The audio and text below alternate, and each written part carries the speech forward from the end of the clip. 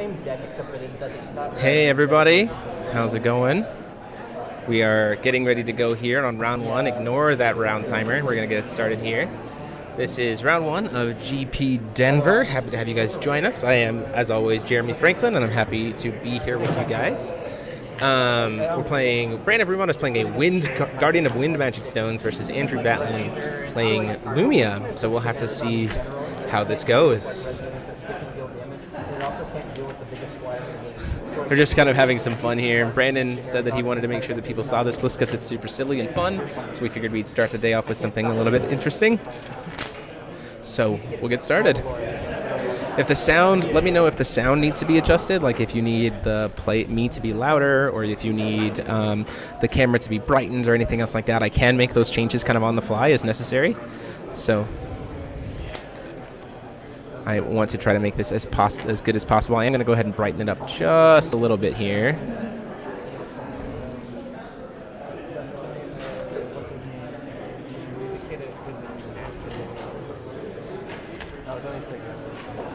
I think it's probably good audio. Let's video input. Let's brighten it up just a little bit. Here we go. Perfect. Thank you very much. Okay, so like I said, if anything changes or if you need more sound or anything, always just let me know. I will be right back. I got to talk to these guys just real quick about using our life pads and stuff, and then we'll be right back. Well, then congratulations. Guys, so just a little bit of housekeeping. You're more than welcome to use my energized coins and tokens. You absolutely can. You can use it. It's signed by Rob. That's totally fine. You can use your own life pads, or you can use my one there. I ask that you please use my dice. Okay. Anything else? You will not have a strange judge at the table. Can I use my own tokens? What? My own tokens are. You can use your own tokens. You are absolutely allowed to. I'm just saying, if you would like to use my stuff, you may. Is this too good? That's fine. Make the check. If you have a judge call that you would like, because we don't have a stream judge, I'm an L1, so if you need a judge at someone that might do an L1 too, I don't expect either of you to need judge calls, but if you do, just hold your hand out like this. That seems to be a distinct way to come over and help, or get attention for a stream. Okay? Everything else other than that? I don't expect any problems from either. This feels like I'm playing a local here on stream. I literally just showed him my whole deck. I know, we watched. So have a good time. Was that live? Hey, this is my whole deck. They can hear you. Oh, dude, hi. Hi, guys. We were just like insulting half of the community. So, well, there you go. We're like, Jeremy Franklin. No, that's all right. I mean, I'm going to lose this, by the way. This matchup's almost unwinnable. Just so everyone knows. And Andrew's like... Okay, here we go. We are back. I'm not that just said Andrew. Getting our player announcements and stuff. I will obviously update the time on the round as soon as we get started here. Start the round. No invite to you, Billy. Disqualified. So, thanks for coming up, guys. This is the last GP of the 2018 season. Can zoom in a bit so you can see the cards a little bit more. I can work on zooming in. Absolutely. Thank you, guys. We have 56 players today. 56 players, which is awesome. Invitation was going on the same weekend, so thanks for coming out. Too much? Say it again. I couldn't hear you. You couldn't hear me? I'm deaf. You're always deaf, Andrew. I know. There we go. Is that a little better, guys? It's about it as best as I can do. Introduce your staff. Your head judge today is Andrew. Raise your hand, Andrew. 4 judges, Charlie, Weston, and Allen. And we have Jeremy, who's not important. We put him in the corner. Other than that, it should be a pretty easy tournament, guys. Wish you all the best of luck. Kind of curious to see who's going to come to Japan with me. So, without further ado, I'm going to give it to Andrew. He's going to read off some rules for the tournament. Go through all that little stuff like that, and we'll get started. Before we do that, if everyone can look at their deck list and turn it sideways. This is where it says player name. It would be really, really, really awesome if your name is on it. Thanks for that, guys.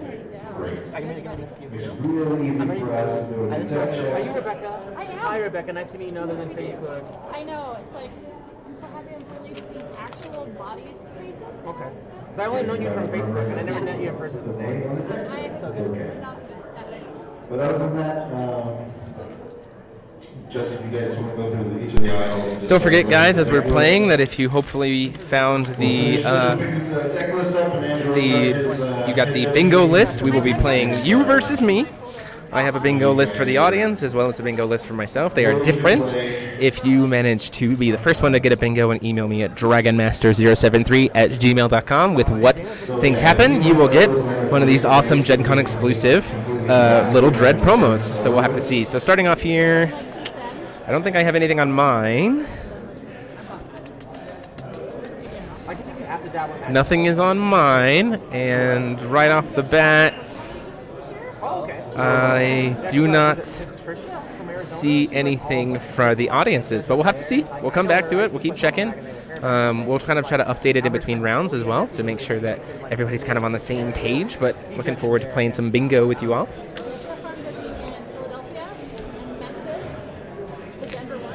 Yes, please share out the stream as much as possible. We want to try to get as much crowd here as we can. Super excited to have everybody kind of hanging out here. We want to get some hype for the last GP of the season. Already up to 27 viewers, super helpful. The bingo card should be available on the Forcible TCG website, and you can also check it in between rounds.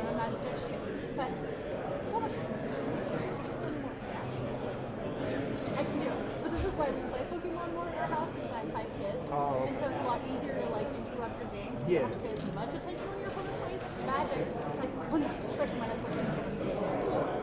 Okay. You have to stay on top of it. Yeah. Pokemon is like, oh, it's his turn, I'll go to the bathroom. Like, do I have a Pokemon ability to shut that off? Okay. Of course It's not as magic. You're no one in Magic. You can definitely get yours. I could, and I was going to, but now I'm all about, you know, like boating and rock climbing. Are we going on your boat?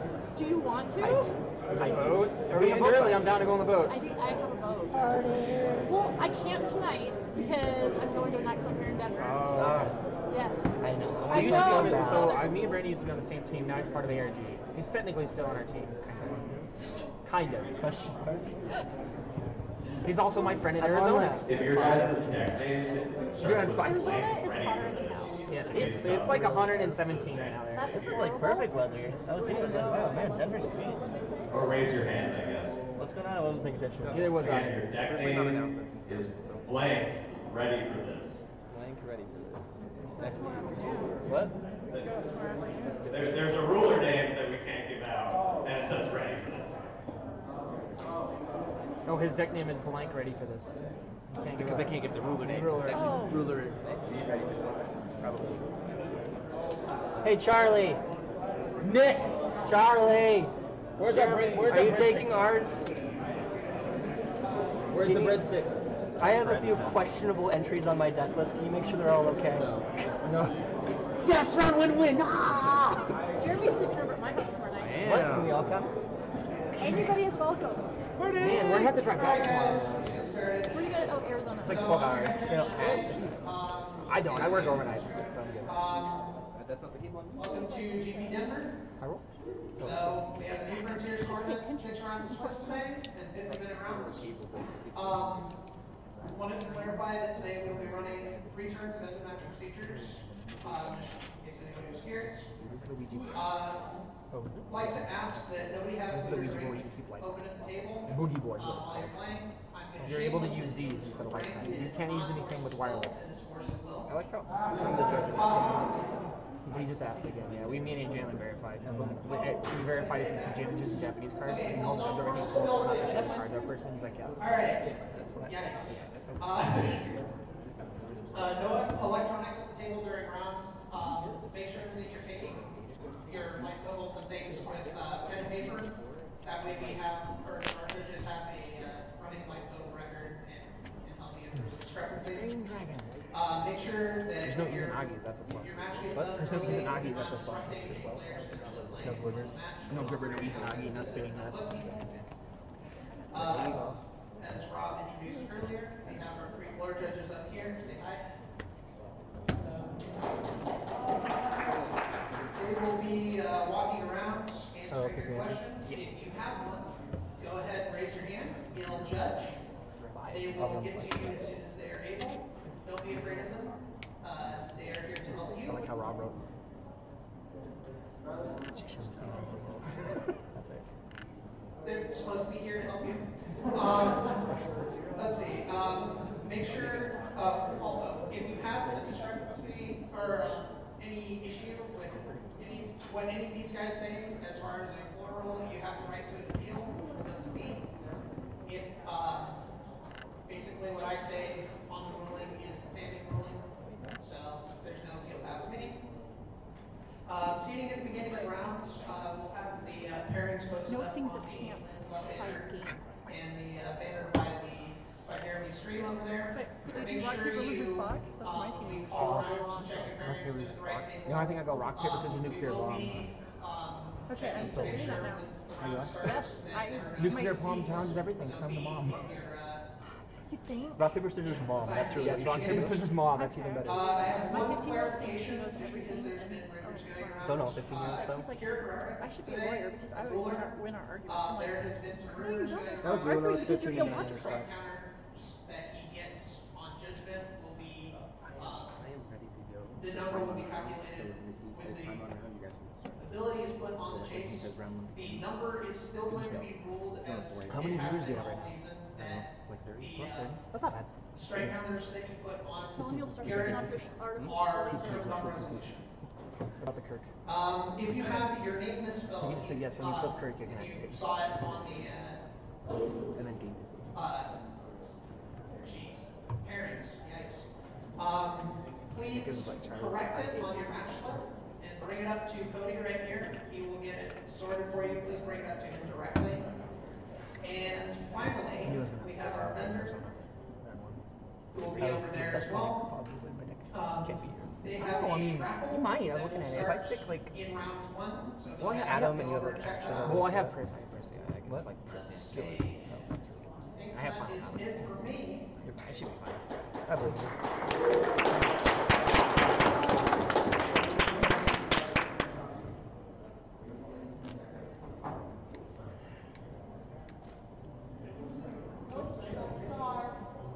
Most definitely.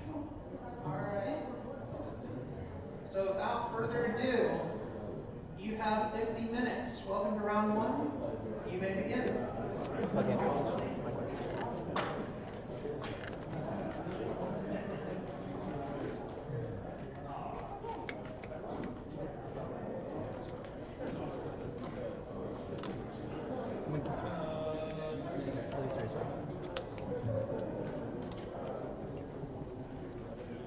Good.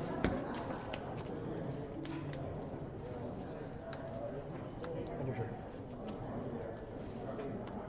Good.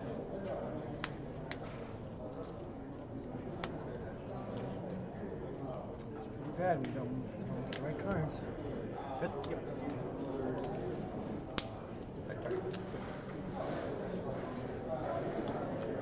Blazer. Good.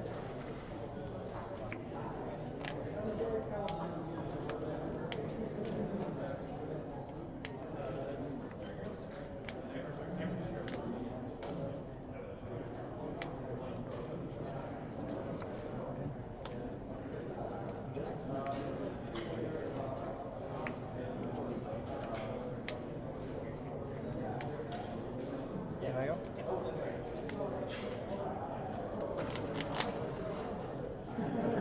Yep.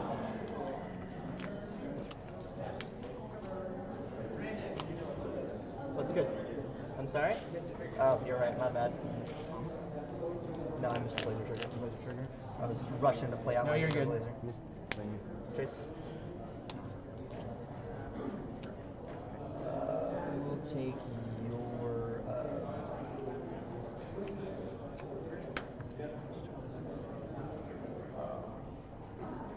yeah, my hand was pretty bad. I'm so sorry. No, you're good.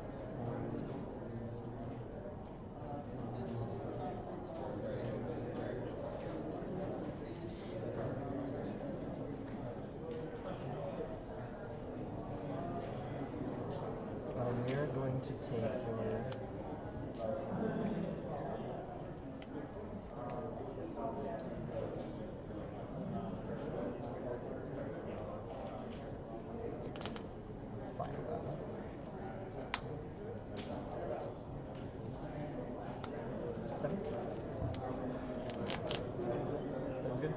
No, thank you, sir. Yeah, walk back. Search. Yep.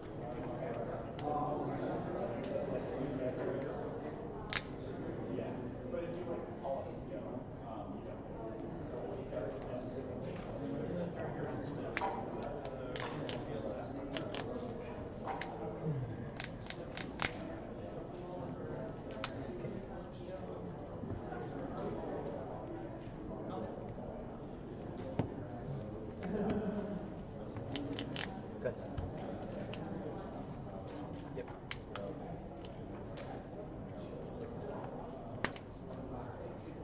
It's okay. You got 20? Wait. It's a bait? I draw cards. Here you go. No target. Yep. Yep. Go ahead.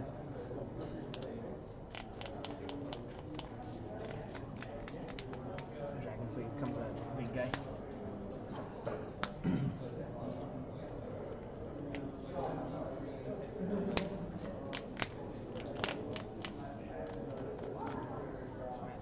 How many cards are there?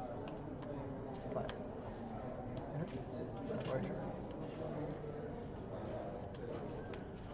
Here we go. Target. Yep.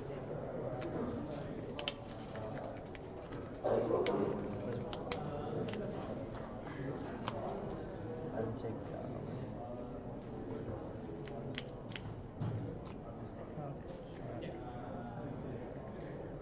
Take this. This card? Yeah, 13. And you have 7.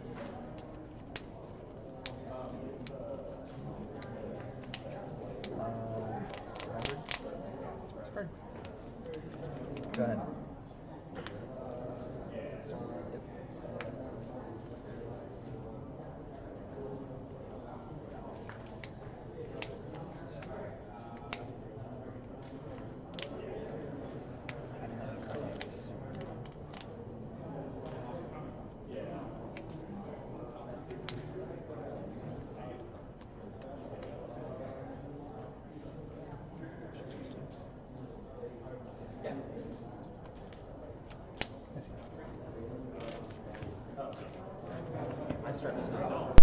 Oh, sorry. I didn't realize my mic has been muted this entire time.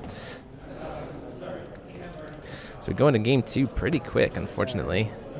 Is it better now? I apologize for not catching that my microphone was off. It was muted.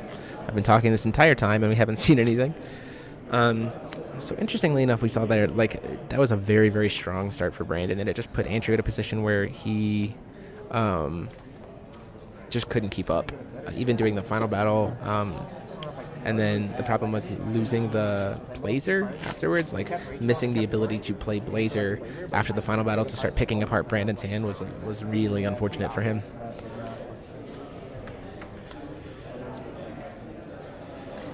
So let me see what I have here.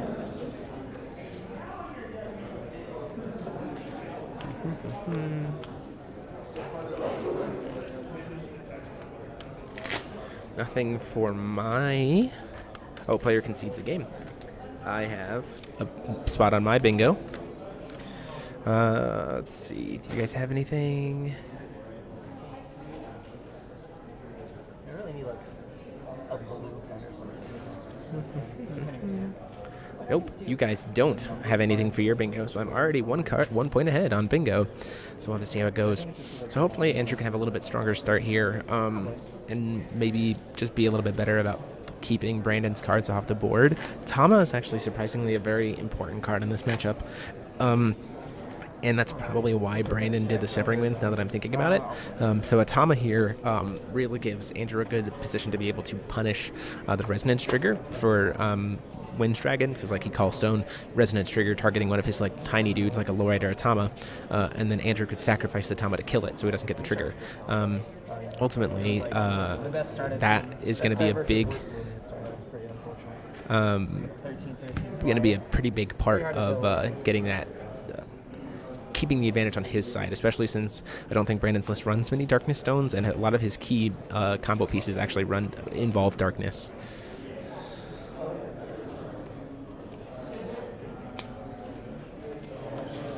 So seeing a Sacred Elf, Millennia Final Battle.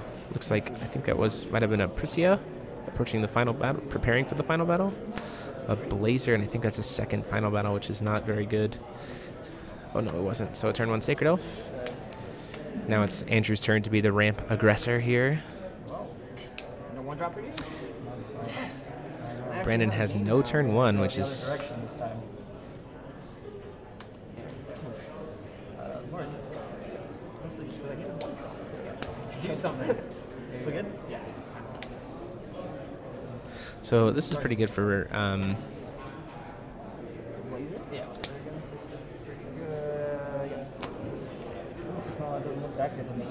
It's still pretty solid. What are you gonna?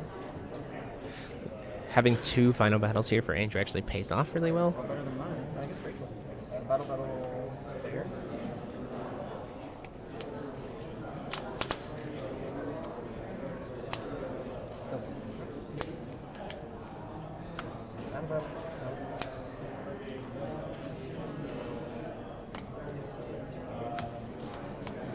Paying the final battle life again here, going down to 22.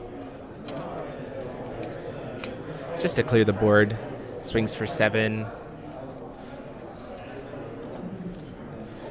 So now this is a much better start for Andrew. He's much better in the position. He gets to do his little racial flickers, or gets to go look for whatever he needs, as well as setting up the top cards of Brandon's deck.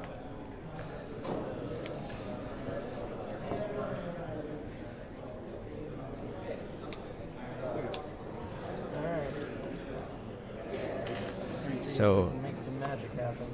I'm not confident. Yep. Brandon is completely tapped out here, though, which is not good, because here comes the Priscia preparing for the final battle. It's going to kill it. Gets to kill and gain the +2 counters. Swings in for 7. And at that point in time, Brandon's like, yeah, there's no way I'm coming back. So we go quickly into Game 3. So surprisingly enough, a very quick Game 1 and a very quick Game 2. We'll have to see what comes out of Game 3.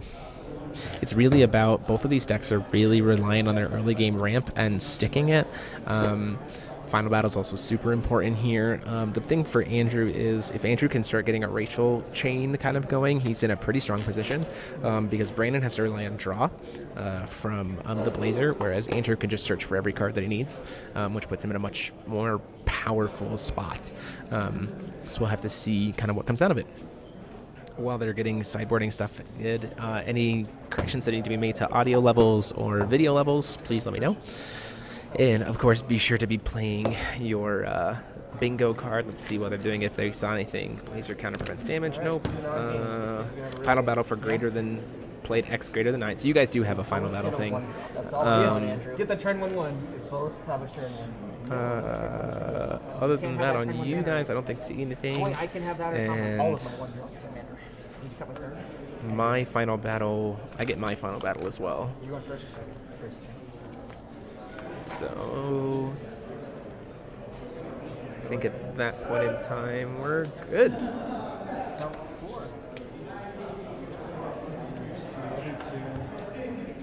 Seems like Andrew has a much stronger start this time. Seeing a Lorite in his hand.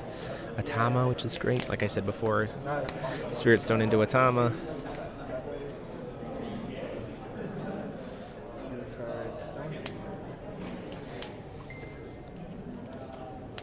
All right, my wish is granted. Yep. Good. Oh.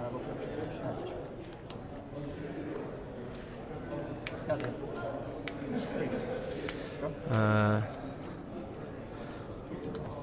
Tama was sacked to kill the other Tama. Like again, it's a very big Tama battle here. Playing a Rachel here while he's tapped out, which I think is a really strong play for him, burning the Energize. It's to kind of key Brandon's next turn. This is a situation where setting up Brandon's, like leaping a card on top with Rachel, I think is a much more powerful position. Instead, he chooses to just mill all 3, which I don't think I would have agreed with. I think I probably would have just, but having seen that with the glint of insight, Yeah, probably was the appropriate call. Rivera has to be really careful here because he knows that it's a potential play of a... there is the potential for a final battle, right? So he's got to be careful to leave Will up to be able to potentially stop a final battle. So he's going to pay 3 here to play the Blazer, which lets him start drawing multiple cards every turn. Blazer, go ahead. Going to Andrew, calling a stone. Final battle, paying 16 life here. Chase.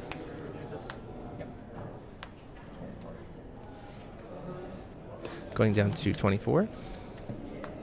So it's a really strong final battle position for Andrew, and then gets to swing in for 7 here with the Rachel and flicker it. So like I said, this is where he's going to try to Lorite the search trigger. Lorite's going to cancel the Lorite.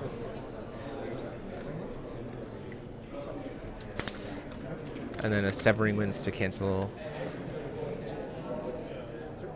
something else. I don't think Lorite canceling Lorite was actually one of our effects. So this is really great for Andrew. Really strong because he baited a bunch of stuff out of Brandon's hands, making use of a Lorite from Brandon because it immediately got killed by the final battle wave. And he also gets to stack Brandon's deck.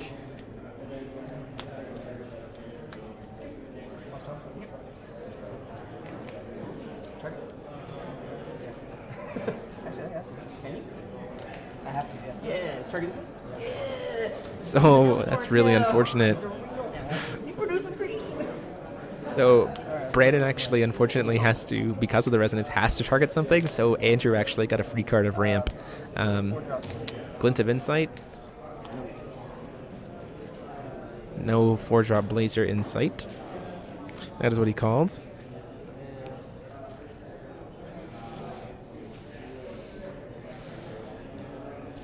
There's an Adaractia, the green City of Verne, Miscalculation, Lowrite, and Nyarlathotep for some life gain and a final battle. So Andrews actually has a really solid hand here. Divine Bird of Adaractia. And nice to pass the turn there.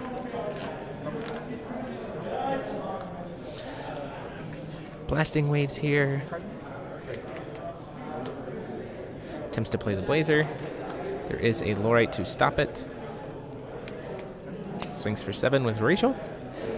So this is a big thing. He's like, well, I have to either take the damage or block, draw a card, and then still get the flicker. So he's going to swing in for 1 damage with Lorite. He's not actually going to attempt to use the Rachel trigger. He's going to just mill all 3. He's not really going to worry about it. Gets the free search. So having been tapped out, I'm not entirely sure what he grabs here. Potentially the Priscia. But this is definitely looking much more like Andrew's game. If I'm also Andrew, I would consider maybe grabbing a second copy of something in my hands, just in case. And he's asking what he got rid of here. Got a Final Battle, a Butterfly Moonbeam, or Moonbeam Butterfly, and I couldn't see what the 3rd card is. Brandon's turn. Has the Lorite to be able to pay for Will. He's not using it quite yet, though, which I think is an interesting decision. Yeah, there you go. He makes the change. Going to play the Blazer. Tries to peek at the hand. You have the Nyarlathotep, a Lorite, a Final Battle, a Miscalculation, a Adaractia. So here's the problem with this situation, right? Going into next turn, he's at 5 will, so he's 2 turns away. So he could play the Adaractia, which would be great, but he doesn't have enough will to play the Priscia after it because Priscia costs 5. If he had 1 more will available, like a Synchro, he could actually next turn play the Adaractia. He's gonna. Then we're gonna have a Glint of Insight as a follow-up. We're gonna rip the Nyarlathotep out of his hand with it. So. Brandon actually tapping out on this turn, which I think is interesting.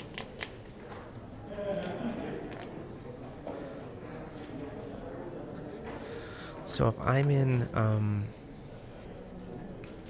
he's going to try to swing with the Rachel first. He's going to block with the thinking about blocking with the Divine Bird. Or just take the damage.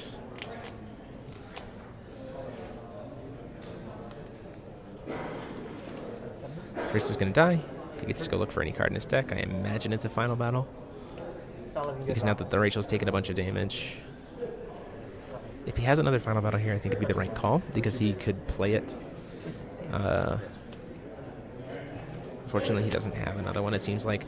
Final battle here would be great, because at this point in time, the Blazer has 7 damage on him, so everything, it's a very cheap final battle at this point. Oh, he does.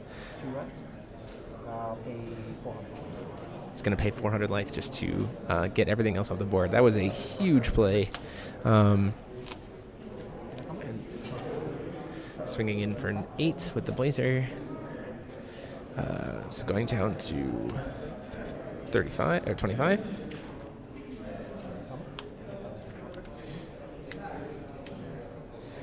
Andrew's in a much more powerful position here. He plays the Ataraktia to play a couple Tamas.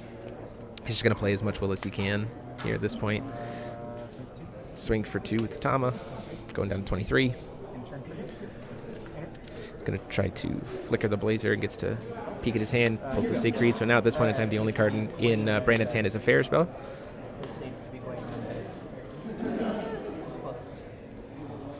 Playing the first card for turn was Tama. And top decked the Gil off of the Tama, which is pretty big.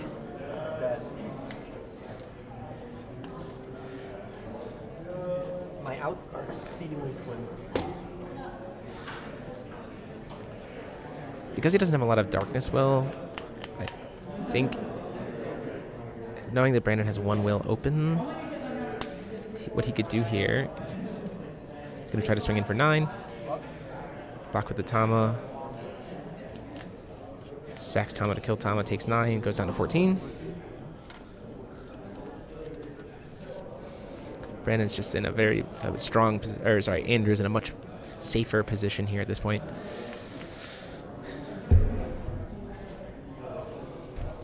So I think the right call here would be to play that Prisia with the Swiftness.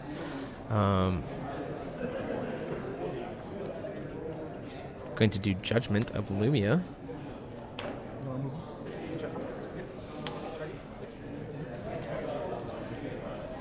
Swinging in for 10. Takes the damage, goes down to 10, goes down to 4. Gets to take the Fair Spell out of his hand here.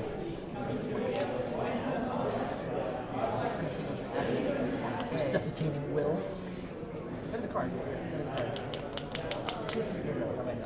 So weirdly enough, based on what might be in Brandon's deck, Gil, I don't know if he plays any pump in the deck. Guardian of Wind Magic Stones comes out. All of his stones gain every color, and he's going to low-write the Elf tokens trigger. He's going to crack the Spirit Stone to try to draw a card. Low-writes the low-write. Fair's spelling the low-write. So good. Wind Magic Stone doesn't get any tokens here.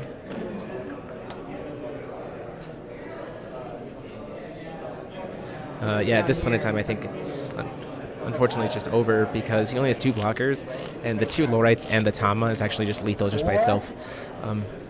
4 tapped out. I have 1.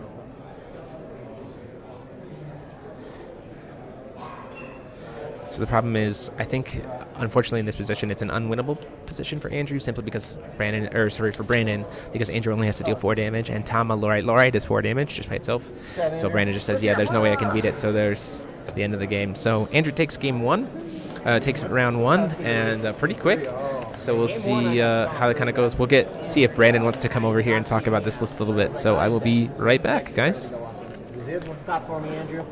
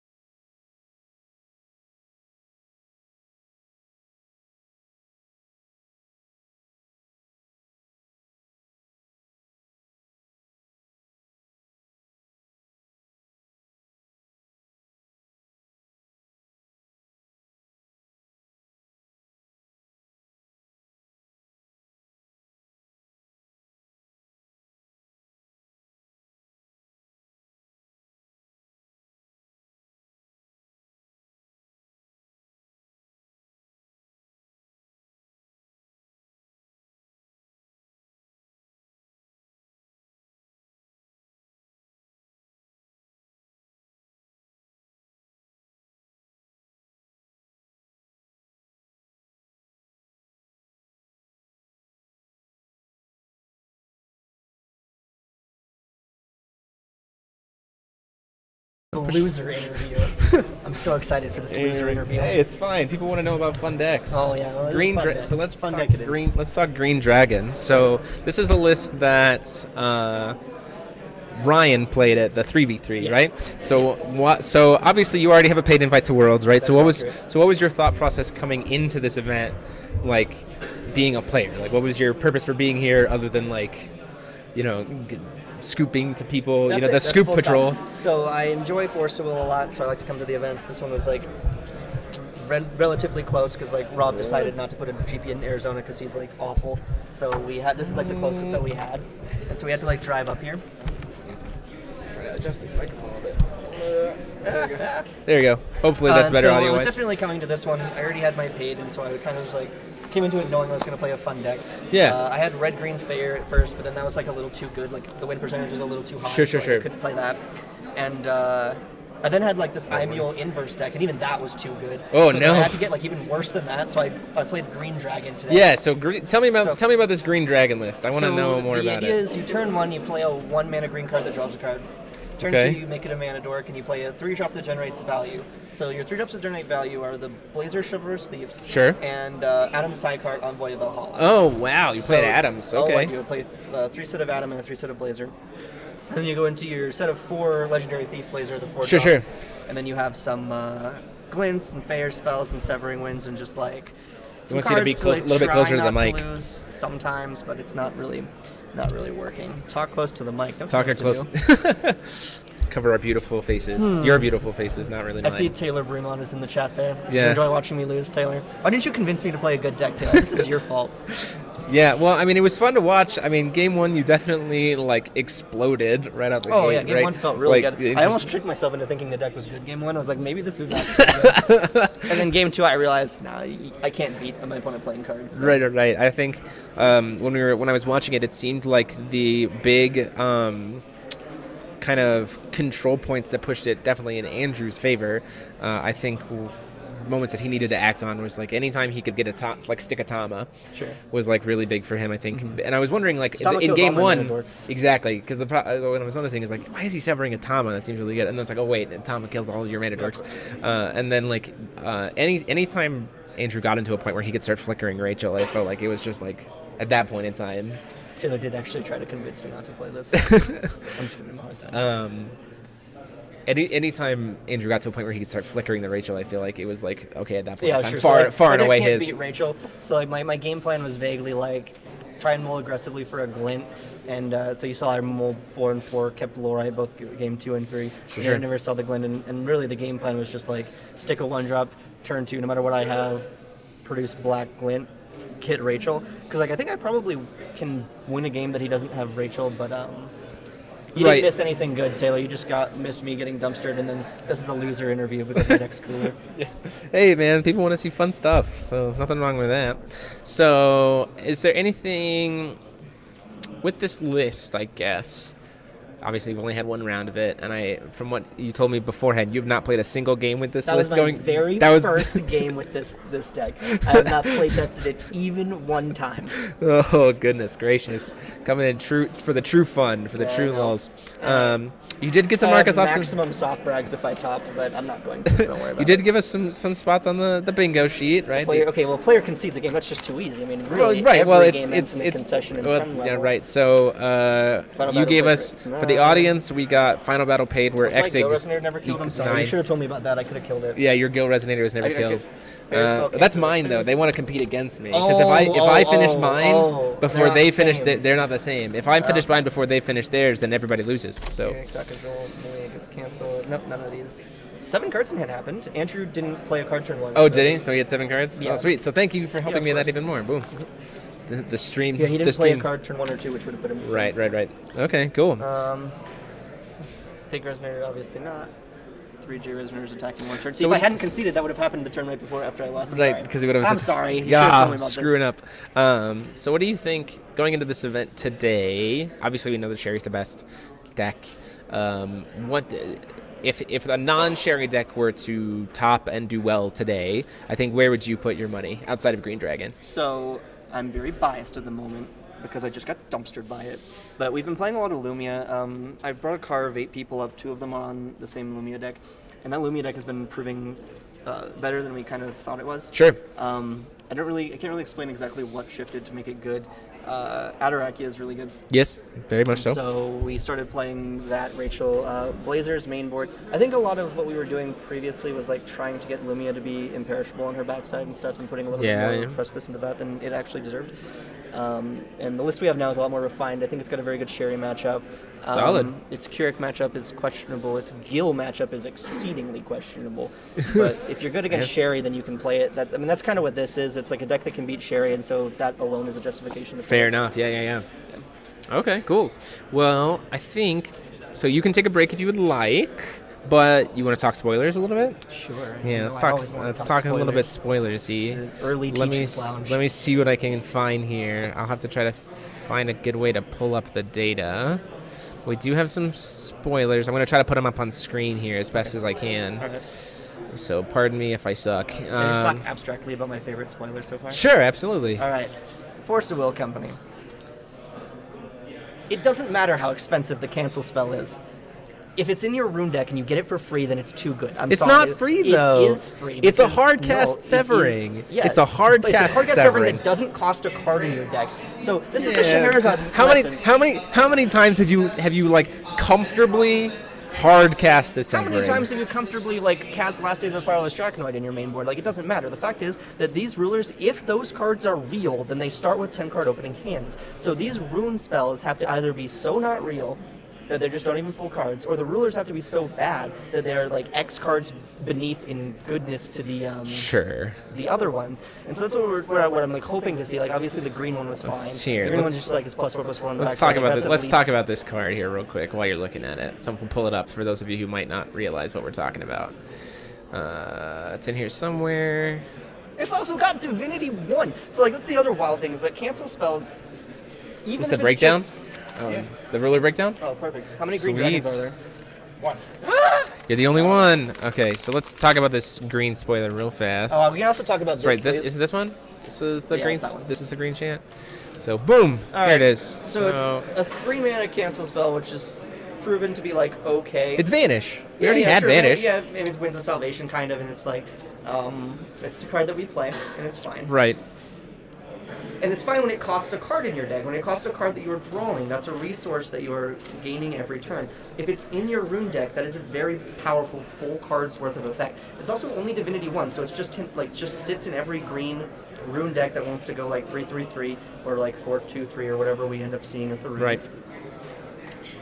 I mean, I think we knew that a wind rune cancel was going to happen, but I think that wind cancel is way more fair than early game, isn't it? Yes, it's fair. So this card's not like Severing Winds or Feyre spelled broken, but what I'm saying is it's a direction for the rune deck that makes me very nervous, and I hope that it's going to be okay. It's going to be okay. Don't print 10 Scheherazades, please. Please. Hey, at least they won't have any effects on their front side. Rob, is it 10 Scheherazades? I'm not saying anything. Rob is not talking. Hold on, I'm trying to remove... Jeff, is it 10 Scheherazades? Jeff's not watching right now either. So let's... Jeff's watching. Is it? Jeff who's watching. Oh, right, that is 307 me on. So here's the breakdown. 56 players, right, Rob? So 56 players. I'll go just in order. Is that Princess Imul? Yeah. Okay. So we have 1 Imul, 5 Lumia, 7 Keurig, 15 Sherrys, 3 Farers, 2 Ayus, 2 Tegris, 1 Structure Deck Gil, Taboo Gil, 2 Gil, is that Gil A? Is it Gil Alhamont? Yeah, it's Dane. 1 Rhea, 1 Freyla, 2 Green Gil, 1 Fox, my boy, 2 Shaylas, 1 Yig Darktree, 1 other Imul, a second Imul, 2 Imuls, 1 Wind Dragon, 2 Time Spinning Witch, 1 0, 1 Mikage, 1 Gil Lapis. Which one? The red black, I guess. I guess it has to be the red. That's the only ruler it's important. And then 1 Millium. Nice. Rolling some dice. I love it. Well, are you sure what Millium? Oh, both roll dice. Never mind. Yeah, they both involve force. Ignore. So that's not too bad. So let's see, 56. So she's just over a quarter of the field for Sherry. That's not too bad. Yeah, it's not too bad. So we'll have to see what comes out of it. And yeah, let's talk. Casuals in the United States, like me. I'm gonna try to adjust your microphone just a little bit, just for better positioning. We're doing science here, people. Science. Science rules. And right there. And Hello. there we go. That's a little bit better. Now it's not just like dangling awkwardly. Sad no Scarlet. That is shocking that there's no Scarlet. I'm not honestly surprised. But let's. She's like not. So let's talk about some other bad. spoilers here. Let's talk about what color do we want to talk about? I want to talk about. Can we talk about? Scroll down. I have a lot to say about the, like near the bottom. Sure. Up a little bit. That one. This one? Yeah, that one. I have a lot to say about this card. This card is This super. card is bad. Don't listen to Stephanie. This card is legitimately Armlos? atrocious. Okay, maybe it's okay for World's block format, but Armos? what exactly makes this card good? So it I don't had. So I mean, understand. like, what exactly makes Gil freaking It's 4-drop a Gil 10/10. good? It doesn't get attacked into by anything. This is an 8/8. Yeah, it's with- attacked. Here's the thing about Force Will is that like Okay. barrier evasion isn't like if you come from Magic, you're like, oh man, like barrier evasion, it's so broken. No, Resonators get attacked in this game. This just gets attacked. This gets in for 8. It's a 3-mana 8 damage bird spell. Who knows? Like it's maybe fine for block format. Like if this is like a big body and block, then that's okay. Yeah. But this card will see no New Frontiers play. You can quote me on that. Yeah, absolutely not. Brandan Bremont. This card will is see no new not frontier good. unless Stephanie said it. I meant, and then Well, of course. and then I it'll mean, be like, obviously, any card can just get thrown in a deck, but I mean, like, Right. relevant. right. Fair Um, enough. It might be okay for block, though. I'm excited for block. Yeah, I think it'd be good. I think it could be a good bomb. Yeah. Yeah, you can totally come by. Good, like, oh, hey, there's the actual winner. If Hey, anyone- buddy. No one wants to talk to the winner. Get out of here.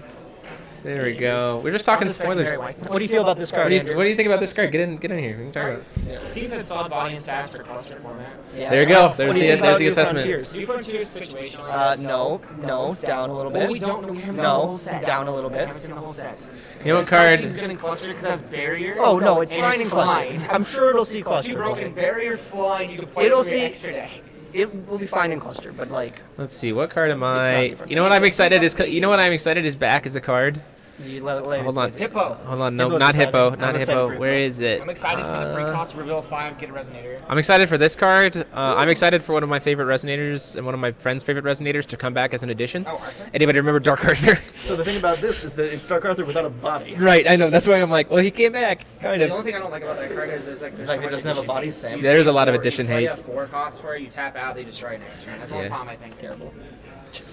Yeah, so I'm He interested. beat me though. So I'm very excited to have that kind of deck archetype come back, though. Brandan is here to talk sense, of course. Anything for you, Aaron. I'm excited that we're getting that kind of deck archetype style back, though, like static board This negs. is, okay, right? so this is So actually I'm like, excited to see that come back. This That is was one of big those for a cards while. that I actually think might be slightly better than it looks at first blush in like cluster. Sure. So like a lot of, if I say a card is good, 90% of the time I'm talking about in cluster.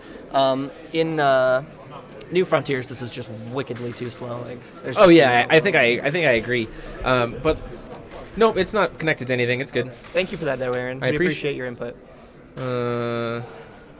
Yeah, I should still be able to see everything. Also, it's a blank card in the mirror. That's true. Is this card blank in the mirror? If you're like cluster all mono dark, yeah. Well, then both sides gain 4. Oh yeah, right. Okay, so Fair enough. that's So then nothing happens. Brain.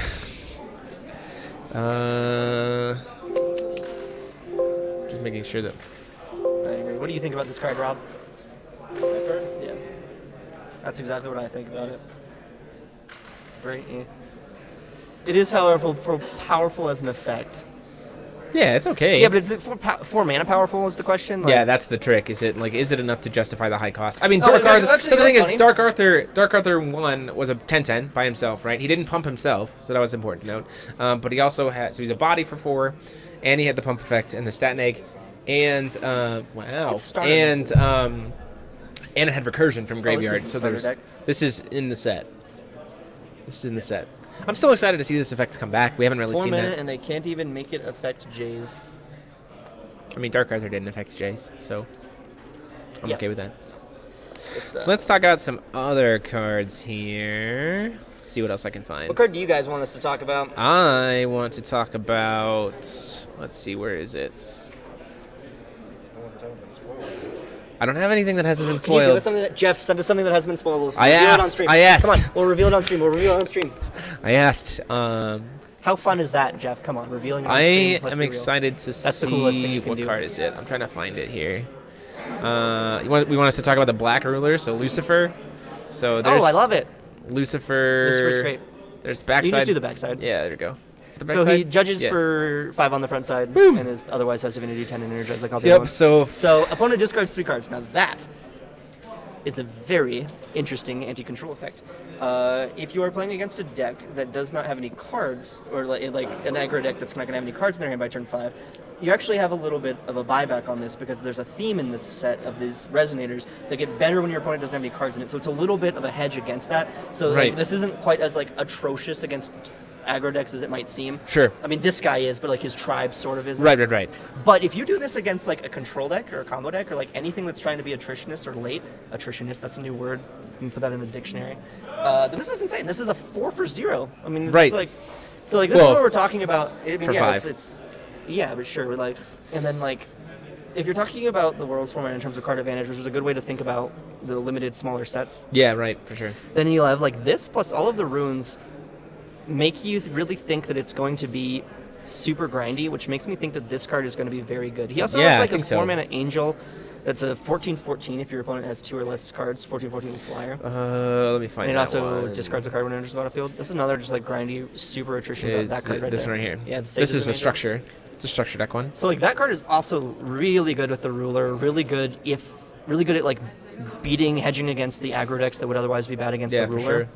And it's a fallen angel, And so you it's can just, like like, follow this up. oh, sure, So like you yeah, can follow this up with like Belial, right? Oh, Belial is A another couple hedge turns. against the aggro decks that would be bad against the ruler. So right. There you go. I think from what I've seen so far in terms of like I guess I could say the balancing so far of the different colors. This card's very good. I think that there's so far I've seen a lot of really good stuff in all the colors, and also really good like hedging, like you said, hedging against the different colors that might be a weaker matchup. Yeah, so I'm excited. I think it's yeah, some our cool sample stuff. is clearly very small right now, but so far I'm Right. really liking what black looks like. Someone wants to talk about our good friend the Nitrogen Blade, aka worse Keys' Skull. Significantly worse Lunar Lake. Yeah. So it's a Keys' Skull that doesn't draw a card, or it's a Lunar Lake that costs 4, and you can't set. Right. All of those things together make this card pretty darn atrocious, unless there's like something that is like we just so desperately need this effect that we're willing to pay anything for it, then maybe this comes in, but like... I mean, I could see Time Why Spinning is Witch. this so rare? Can someone tell me that? I could see Why is Time this so Spinning rare? Witch sideboarding This could be a Oh wait, common, can I she? would No, yeah, just because she can look awaken at it. chance, right? Oh, she can! Time Spinning can awaken chance. So I can see this card being a sideboard card for Time Spinning, right? Yeah, now suddenly we're a Lunar Lake that we can't set. But yeah.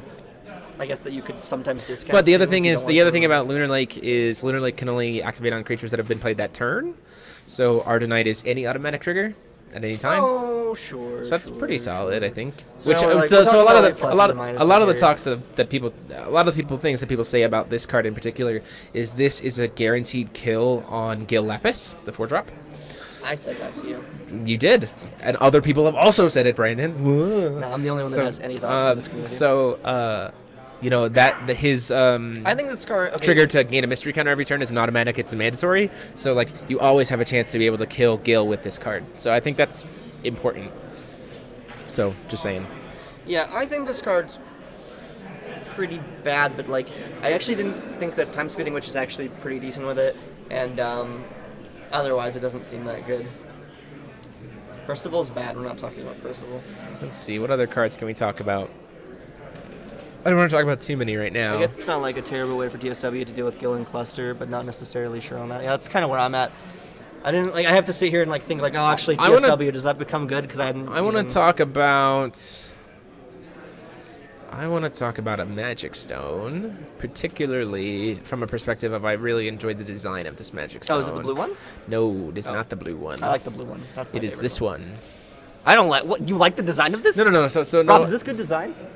Questionable. I mean, so we've had a lot of stones that are, just sack to do stuff, right? So Sure. So the reason why I like this card is in terms of I don't necessarily think it's a great stone, but I think that it being designed the way it does is helpful. Because imagine this. No, make no mistake. This is the best stone spoiled so far, but I don't think it's. So here's not why. sure I like it. Here's why I like it.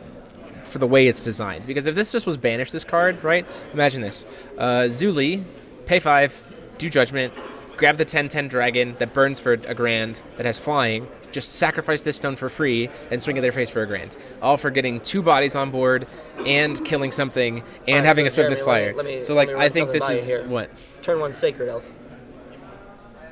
turn 5 do that. Like, it's like, who cares? Like doing that exact play 1 mana later does not make it any less broken. That's like, fair.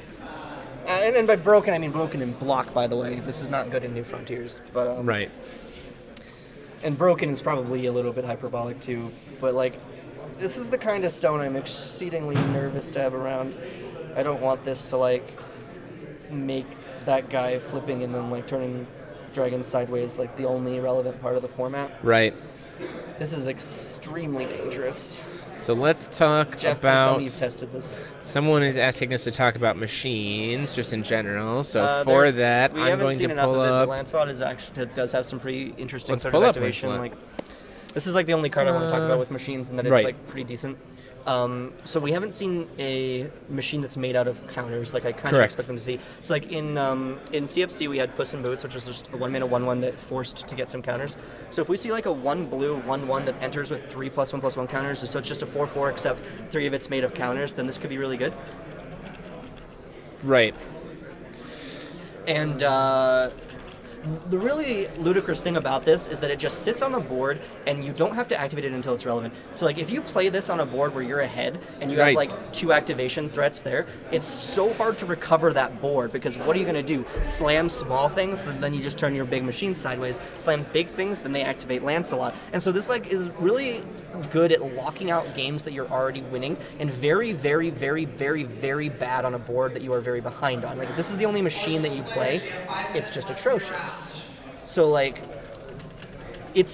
and that doesn't in and of itself make it a win more card, although it Sure. kind of does. Like it's a card that's like astronomically better when you're winning and astronomically terrible when you're behind. And Right, so, for sure. All in all, I don't actually think this card is going to be that good, even though it looks really flashy and the best case scenario Final mentality Fantasy makes you card. think it's like really good. Final Fantasy card. Woo! Yeah, so we have 5 more minutes on the round here, so I think we're going to go ahead and take a break Alright. and figure out who we're going to have on the next round. Good luck to you in round 2. Hopefully Green Dragon Thank you. takes I'll it. probably be If back you in don't, round 3 after I go to if so. you drop, we'll see you there. Thanks, guys. We'll see you in a bit.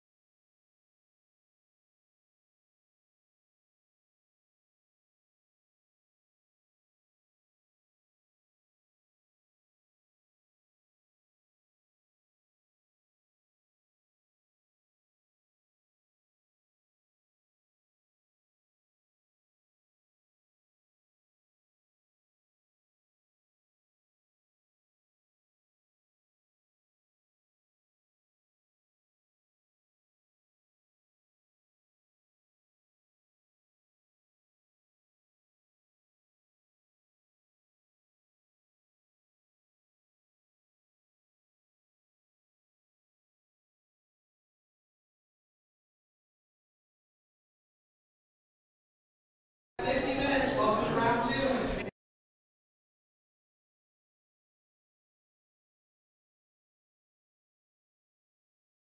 Oh, no. Sorry about that. We had a little...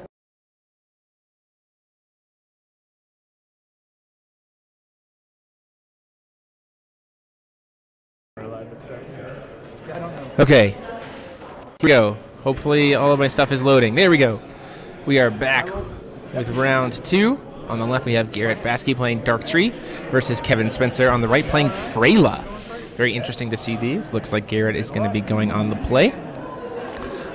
Both of these guys are 1-0. They are sitting at table 8. And they have 3 points each. So they won their first rounds. So let's see how it goes. It looks very much like Kevin's list is very aggressive. So in looking at this, it seems like Freyla's probably going to be a disadvantage against Dark Tree. But we'll have to see how it goes.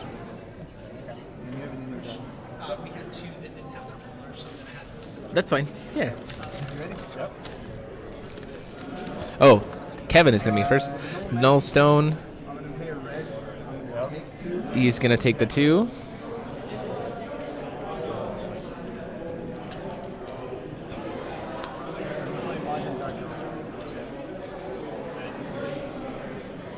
So Majid Darkov coming out here. So what does your tree do? It heals you, reach damage you take, right? You get 1 mil for the exile zone for remove from the play zone anytime you take it. Well, it takes Swinging in for 6. 4, 5, 6. You want to look at it. Ooh, hitting a bottle already is pretty good, so he can't like endlessly loop with the tree lock. Good, my turn? Yeah. And then he's going to pass there. Colin Stone over here for Garrett, getting a green, dark black silence. And I have no cards. Oh, that's what I mean. Yeah, you have to. Yeah, that's not. Pass you. Nothing on turn 1. It is not a solid, not a very good matchup for Freyla, just because it has to try to deal so much damage. Swinging in for 6. 2.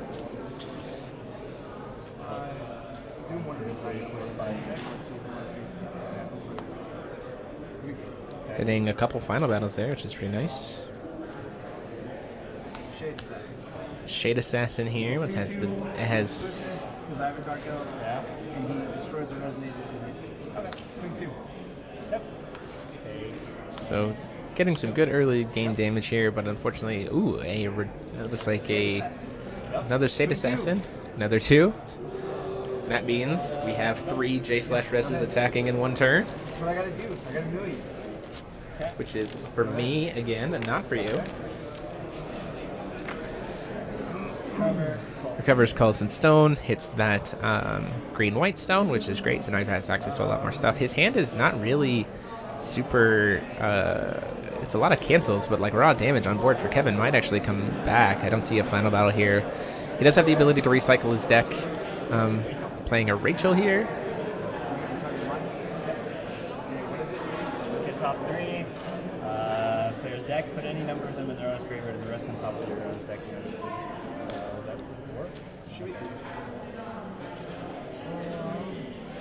So I see a Heteroclite Excalibur, another Shade Assassin, and a Dark Elf Gravekeeper.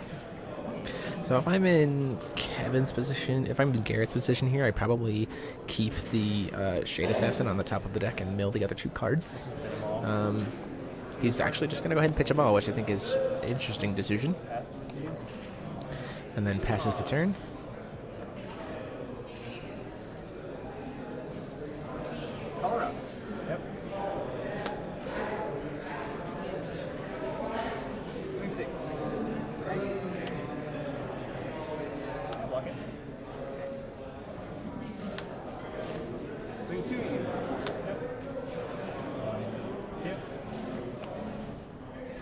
Another couple of cards here. So, oh, a second Melody of Medicine. If he has Reincarnation of Soul in hand, which it looks like he does. So she comes into play, target resonator your opponent controls, which -2/-2 to each dark elf in the graveyard. 1, 2, 3, So kills the Rachel. Yep. Okay. Trigger. Yep. Check for card.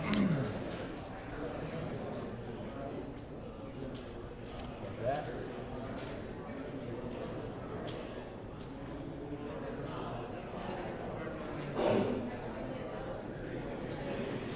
It's really getting to be able to search any card that he wants is not a good position for Kevin, because Garrett could just continue to find the pieces of his puzzle to set up a lock.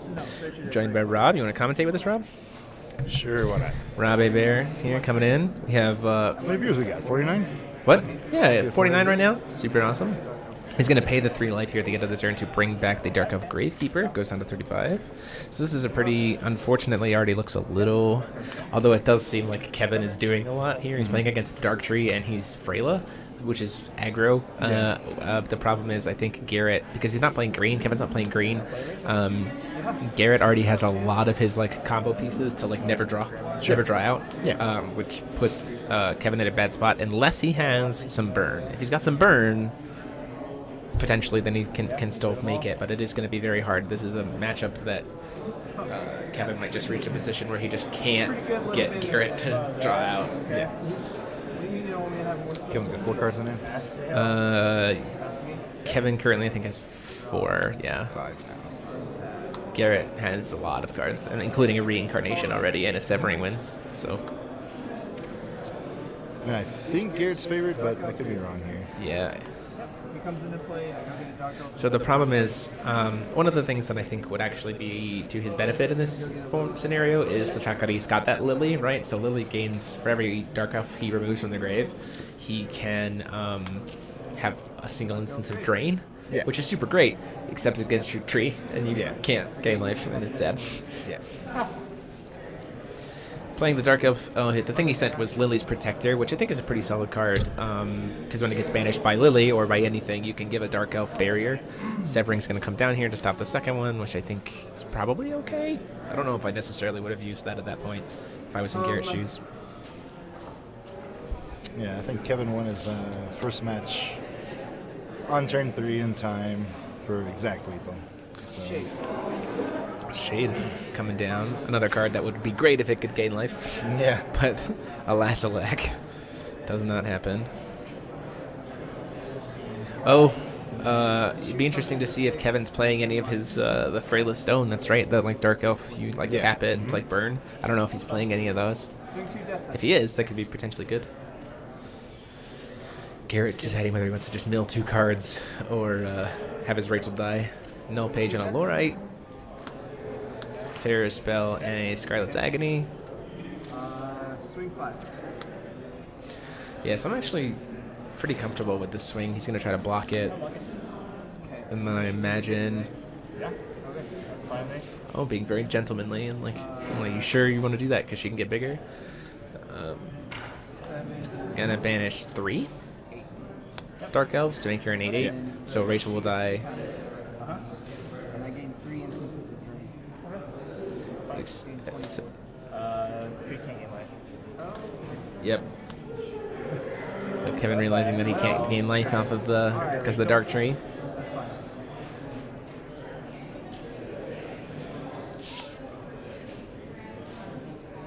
So at this point in time, he's already got a reincarnation of the soul, right? So I think in order to set up the lock at this point, I think he's actually lost both of his bottles because he's probably playing 2, maybe 3.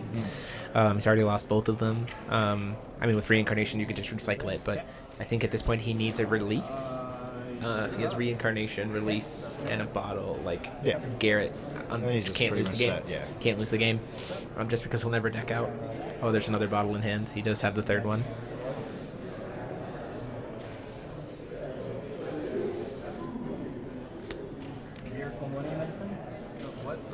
Banish this card. It's the edition.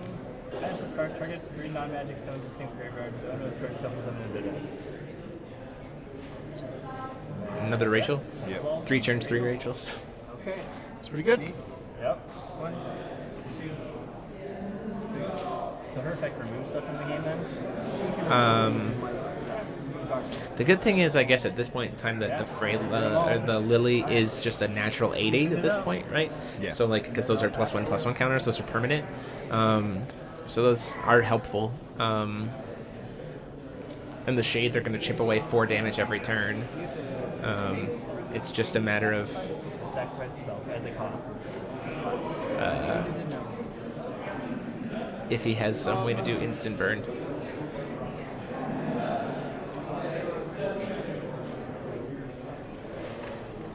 See an Abdul, a couple Severings, swinging for 8.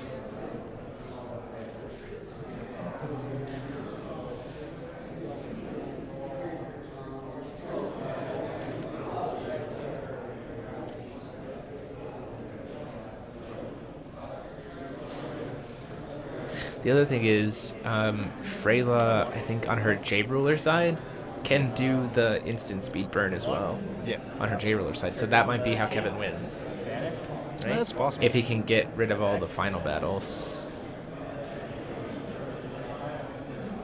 He's going to try to recycle the Rachels with the Millennium Medicine. Makes sense. It seems like those might be some of Garrett's like only creatures. Until he loses a... until he loses a Rezard to the RFG. So he probably just needs creatures to be able to stop the flow. Because if he can't find a final battle here, there could be a real position where Kevin just has enough will to be able to push in a crap ton of damage, putting Garrett down to where he can't be hit. And then, ooh, 2 releases getting hit there too. That's really good. Yeah. 2 reincarnations too. He's hitting a lot of the like recycling. Glorite and an Atom. And there's the 3rd bottle. Oh no, there's the 4th bottle. So 3 bottles are gone. Judgment. Yep, here comes the Judge. He's tapped out, so he's gonna get to slam a ton of damage. He's gonna grab Fugitive to be able to go search a Dark Elf. It's a pretty nice way. Yeah, +1 value. And he's gonna be able to give it Swiftness. Because he can give Freyla Swiftness, which will then give Fugitive Swiftness. Yep. Oh, goodness gracious.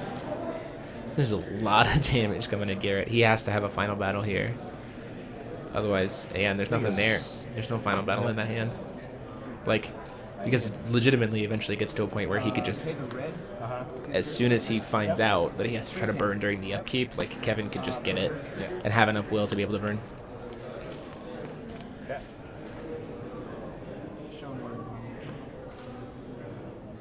There's a final battle.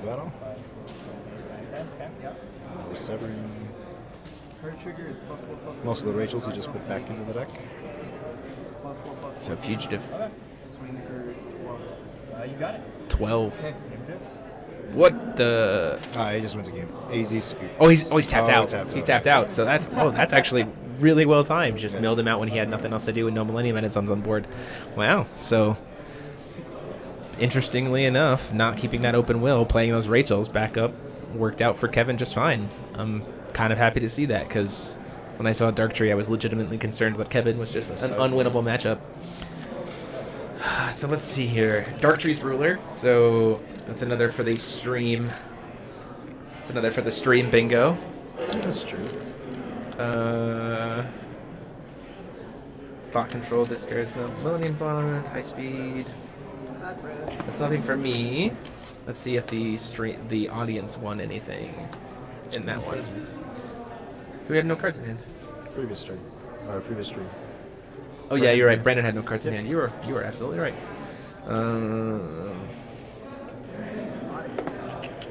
I don't think anything else. Ruler performs judgment. There you go. Yeah, you're right. Boom. So it's currently it's 3-5. Yeah. They have to beat me. They have to beat you. The stream has to beat me. Oh. Oh no, sorry, no, that's not true. So if the the first person to get a bingo gets the Little Dread. Oh, the exclusive figure. The exclusive figure. But if they beat me, if they get a bingo before me, then the first person gets an additional prize. So.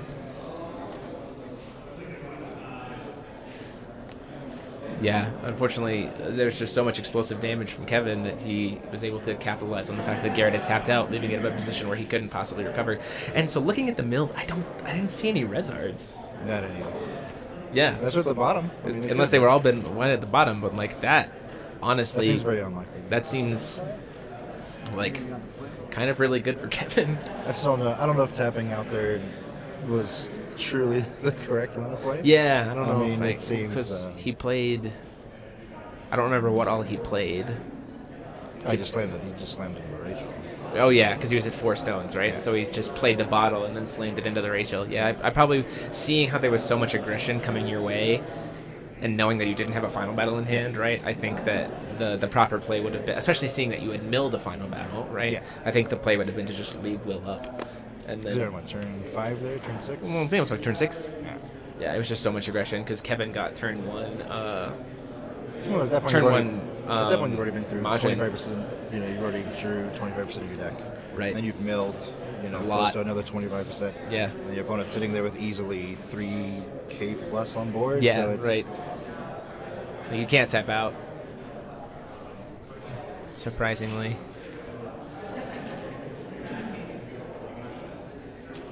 So yeah, it looks like a bunch of life gain cards came out. Yep. Which makes sense. Don't need shades. It's like, okay, yeah, we'll put these up. Yeah, I don't really need these. So that's chat doing. Chat's doing good. I also just realized that my round timer is like super off. Yeah, it's all good. Time on round. Well, I mean, this round's gonna be over pretty quick anyway. I think either way. I think time on round is currently like 3rd. I can't see it. As long as Garrett doesn't tap out and he gets a final battle and gets kind of the pieces he needs. Yeah, I think he was. We may see a game 3, but I think he was seeing. I think in his searches off of the Rachels, I think he was just maybe grabbing the wrong cards. He had a lot of stuff to deal with, like spell wars, like chant wars, yeah, right? But like nothing to deal with an onslaught of Dark Elves. And the thing is, like, he Severing Winds a Dark Elf Gravekeeper early on, and I don't know if I would have done that necessarily, but I could see the reason one way or the other. Oh, no way he gets through like 30 cards. So we'll have to see. It's nice to see further doing well. Yeah, it's a ruler that has not really seen like any play. Energize. Thanks to Forceful, the Malaysia guys, for hooking us up with some coins here. Tree going on the play. Jason Hall hopes you're feeling better. I am feeling better. This event's a little bittersweet, so we'll talk about that. Let's talk about that here in a little bit. Yeah. All good things. All good things. All good things. It just lots of huge news and lots of awesome plans. So. Yeah. Reincarnation is in hand. Ooh. I would really like to see Joan d'Arc get played here.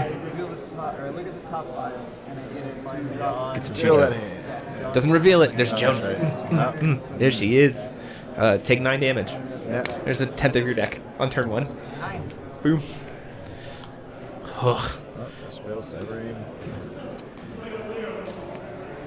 Gil. Oh, this is probably big heavy hitter resonator. Oh my gosh, was that 3 Severings? 3 Severings. Ugh.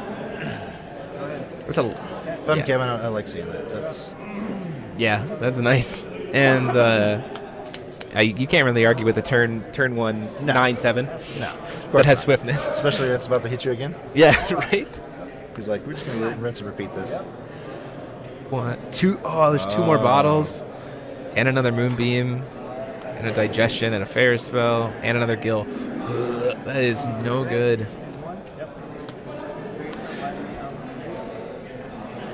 It's gonna call Dark Elves. Yeah. Every Dark Elf from here on out is gonna have swiftness. This is about to be a lot of damage. Oh, he's gonna lower the trigger. Yeah. Which is, I mean, that's still fine. But like, if that had resolved, I would have probably been like, well, this is not a good Not anymore. Giving everything swiftness is most certainly a strong play. Because the thing is, Garrett automatically here is on the back foot. Like, very on the back foot. Like, I mean, coming out his ideal opener, right? I mean, it's hard to beat. Rachel. 7-on-1. Yeah, good Rachel. All right. The question becomes, what does Kevin have in terms of removal? Yeah. Can he fate seal appropriately? It's going to hit all 3. So here's the weird thing about Rachel versus Dark Elves, too, is because he's playing the Lily, Rachel can fuel Lily, weirdly enough. So you're just going, oh, there's the Demonic Soulstone for some burn. There's an Abdul to stop Rachel's from being good again. Swinging in for 9. Yeah, we're going sideways. Probably would. Yeah, it's pretty safe. I mean, the Rachel. There you go. Smart play. And because Joan has first strike. Yeah. No, it wasn't. It wouldn't have first strike. No. Yeah, it doesn't have the first strike yet. So he does have to give up the Joan here, which is a little sad. Because he didn't have another. If he had one more. If he had one more creature on board, it would have been free. Oh, he's gonna grab the Adam Sykart. I think Garrett kind of has to at this point, right? There's just so much. Choice. Oh, if he just played the Dark Up Gravekeeper first, would have had that not being able to be destroyed. There's no Severing to stop it. That's a little disappointing for Kevin.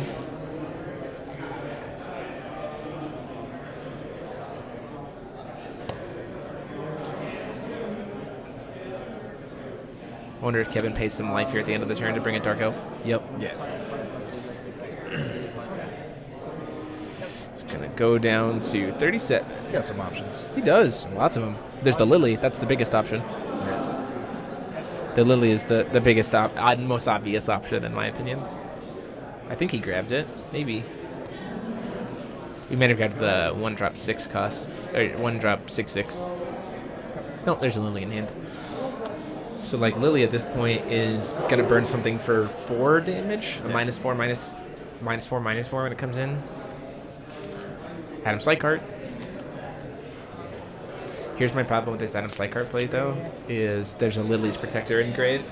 So now that Adam Sykart has to survive for 2 turns before it can even possibly hit something. Yeah.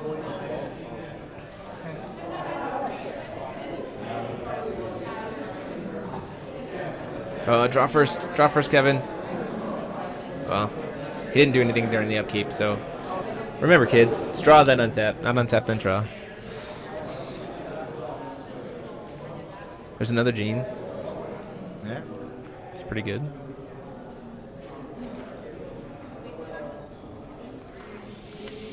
Kevin going to take.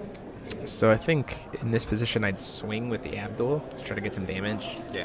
And then if he blocks with the Atom, but yeah, swing with either, right? If he blocks with the Atom, Final Battle, that's good for him to hit. That's what you and a Rachel, and a Reincarnation. He's taking that too. Another Reincarnation, a miscalc, 2 miscalcs, a Lorite, and another Atom. Whew, man, Kevin has been hitting some really solid cards off of the mill. Oh right, Adam can't block. I always forget that Adam Sykart can't attack or block. He just sits there. Just 0-10, sit there, guy.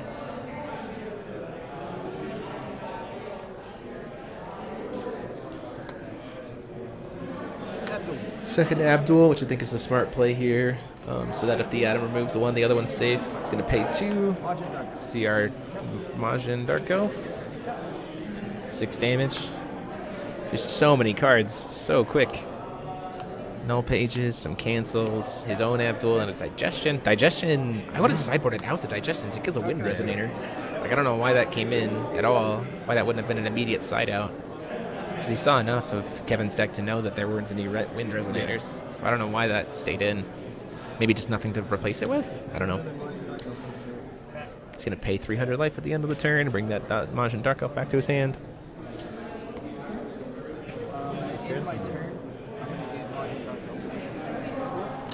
Yep, goes down to 32.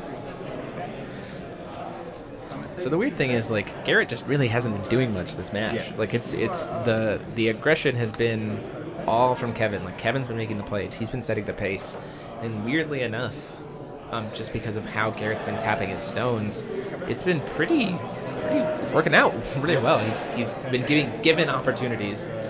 So here's the problem here, is if he taps out here, there's lethal on board. Yeah. Right, which is the problem. So he has to be really careful here. Well, with what he's gonna say, I don't think that's.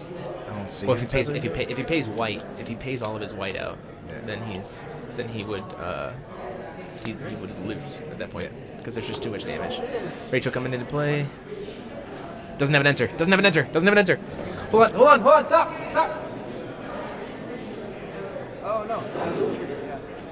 Abdul. Did you see those cards? Did you see these? Yeah. I forgot. They're both based on that, yeah. Yeah, we got a Rachel into an Abdul board. Yeah. So, Yeah. to educate you on the current board state, Well- the current player is here. We are in main phase. Rachel was played. There's an Abdul on board. Rachel's effect is resolved. These 3 cards were the top 3. Okay. They have been seen by this player. I will let you take it from there.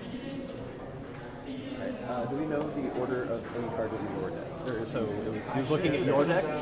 They should be down. Okay. Yep. 1, 2, 3. I'm Do pretty you know the sure position of any other cards? Garrett changed the order.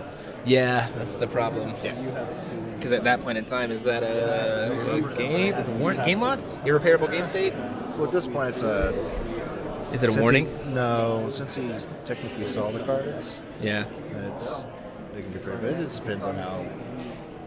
That's why I played the other guy. Depends on how Edge wants to roll it. So. Yeah. Yeah, Kevin just naturally handed him the cards, so we'll see what. I'll ask Andrew to come, or I'll ask him to come over to let us know. Yeah, that's what I get. Yeah, sure, sounds good. So then it's going to be. Rob's gonna step away and ask me how it gets ruled, so we can talk about it. And then there you go, and game state solved. And you guys can continue. Okay. So then I'll pass to you. Draw. Okay. So thankfully, we got that with neither player having to take a game loss. It's always nice. It happens. I'm not too worried. I think he just gets a warning at this point. I think is what it was ruled. I'll ask for Rob when he comes back to talk to us about what happened.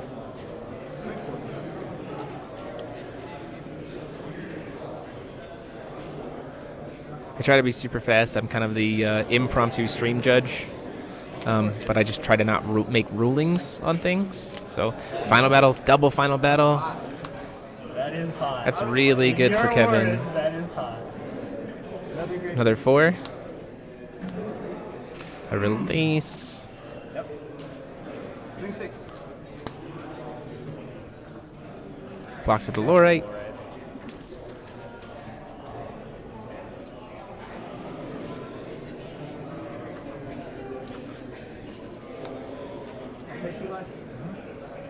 He's gonna burn himself for the 2. So now his Majins are now live for the turn. However many he wants to play. Garrett has to make a decision about whether he wants to do anything with it. Rachel is going to block.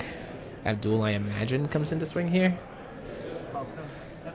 Calls Stone. Gets another Demonic Soulstone.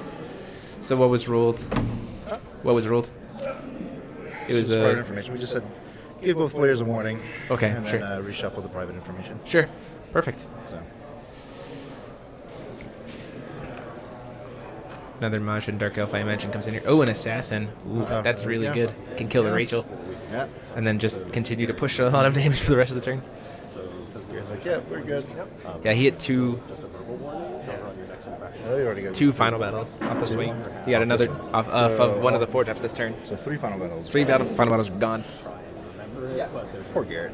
Okay. So at this point in time, it seems like Garrett has 2 warnings for that kind of instance. He's going to try to kill the Rachel, death touch it. Right? So he goes off. Yeah. Checking to make sure the Rachel still gets the search. If he doesn't have a final battle, we'll have to see. There's no final battles left in there. That is no bueno. Because he's about to lose, I think, pretty much the rest of his deck. Yeah. So at this point in time, he has to... So the problem here, I think, weirdly enough, the problem for Garrett at this point is he hasn't done enough before now, Sure, and with no Rezards, he hasn't done enough beforehand that looping his deck really concerns Kevin because he's not like actually throwing any damage. Joan of Arc swings 7, it's got can't be killed by anything. 1, 2, 3, 4, 5, 6, 7. That's it. It's all of his cards. Leave the Abdul. There's no reason to swing with it. So next turn, Kevin has 2 of the stones that can burn. So he just needs to keep a bunch of Dark Elves on board, and then he can win the game. Yep. Yeah, which is not how I expected this match to go. Not at all. Well, at least the only time we saw a final battle was being removed. Right. Hey. Just gonna recycle 3 cards here. Didn't tap on resolution. Now he can, because it doesn't matter. 3. Cards, and then I draw. And he gets to draw 1. So he has 2 cards left in deck. Yep. Here we go, keep effects. Or I keep saying keep effects. Right, not yet. He's doing it on the end of Kevin's turn, I think. I imagine we probably see there's a reincarnation getting recycled, a release getting recycled. Yeah. I imagine. We'll see what Garrett decides to grab as his other cards.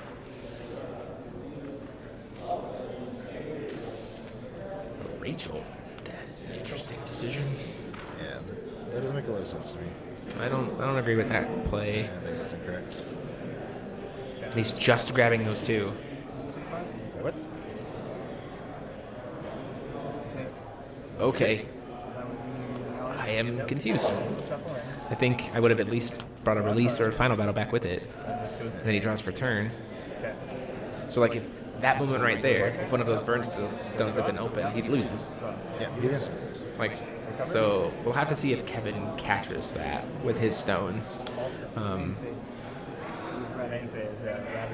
Mainface is going to try to remove the Abdul. The Abdul's gone. The Abdul wasn't doing anything anyway at this point. There is a release. Oh, he's got a release in hand. The Digestion, which isn't going to do anything. Oh, is that the last final battle in hand? That might be the 4th.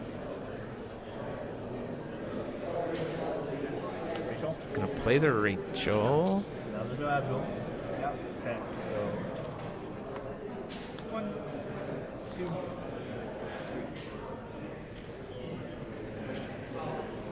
3. Callous, instant speed burn spell that gets pitched immediately. Yep, just get rid of all of them. What happens when I play just goes through actual life? The damage is still prevented. I mean, you can call Judge if you want.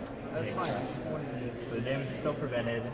The action will attempt to take place. It can't take place.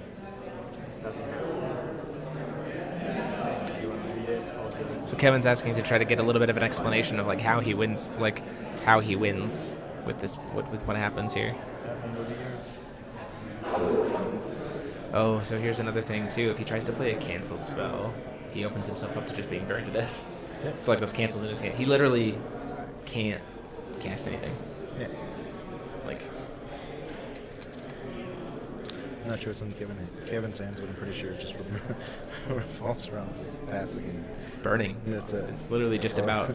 So if I'm in Kevin's position, right, I try to stick a couple more Darkos. Sure. Just so I get like a ton of burn. Yeah.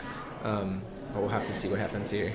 Having those demonic soul stones is pretty important. He'd have to leave 4 will up, so if he calls stone and then plays 2 more 1-drop Dark Elves, then he's burning for 5. Yeah. Which is like, there's no way possible that Garrett can bring back that many cards. No, not at all. Thanks. Well, he's performing Judgment by tapping the 2 demonic. Well, that's better. Well, yeah, Freyla can burn on that side too. Forgot. And she only has to pay 1 red? No, it's red-black. I think it's red-black. But it's 200 for each. It's pretty. I don't see how Garrett comes back. I think it's Garrett's kind of locked himself a little bit, I think it's 200 per. Let me look up Freyla real quick. This is why I always need every single card on me at any time. Yeah, I'm pretty sure this is GG, but I could be wrong. Force. Freyla the Revolutionist. Oh, he's gonna kill the Adam Sykehart. Sure. Pays red-black and deal 100 damage multiplied by the number of Darkos you control to your opponent. Yeah. So even just this flip, you can just. Yep. Yeah, he's got 5. Yeah, it's just he's gonna kill the Rachel. Rachel doesn't have anything, so like before he draws for turn, he just goes burn you for 5 and it's over. That should be it. This remembers. It's just it's a matter of if Kevin catches it. Yeah. Doesn't need to swing. Literally has no reason to. Yeah. He's gonna do it anyway. I mean, style points. Well, yeah, that's fair. Tacky. I'll do it just to see the look on Garrett's face. Like, wait, what? That library that's not giving anything swiftness. I'm a really big fan of it. Yeah, Garrett's asking to read Freyla here. Yeah, this is where Garrett goes, oh, man. I get burned out at instant speed. I guess I'm dead here. This is where grabbing Final Battle would have been really good. Yeah. You had 4,000 life to be able to pay for it. He's looking, he goes, oh, okay. Well, let's see if he does it. He's going to do it correctly. See if Kevin stops him. is. So I have a feeling Garrett's So end of turn. End of turn. He's going to cast the Reincarnation. Sure. He's going to get to recycle 3 cards. Sure. There's just too much burn damage here. He's literally he's too tapped out. He'd have to. So here's what would have to happen: is he has to cycle. He has 1 out to this, and it's still awful, which is to put all 3 Lorites back, and then draw the Lorite for his turn, right? Yeah, but then he's out of recycles, isn't he, at that point? Yes. Yeah, so he's dead either way. I think he might have 1 more. What are you grabbing? No, but these are all coming to hand, and it's all getting milled. He's only grabbing 2 cards. I don't understand what's happening. Like, no! And then, no! Wait. I think Kevin was trying to say, hey, look, I had a response. Yeah, this should be game here. And I think Garrett just moved a little too fast. This could be... Yeah, this game. And then... you draw for turn. And then draw for turn, and then you lose. Yeah. This should be game. Oh, he had he had a bottle still. Didn't realize he still had a bottle left. The bottle can't target itself. Yep. 1 second.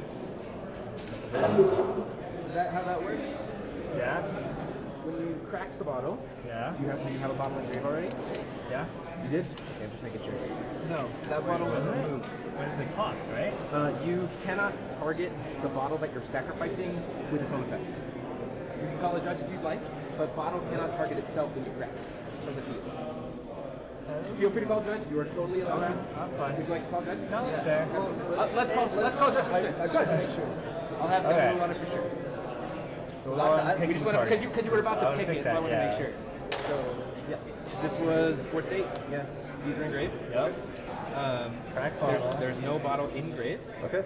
The question is, and this was attempted to be targeted by the bottle. It is not illegal target. Okay. That's all we need to know. No legal target.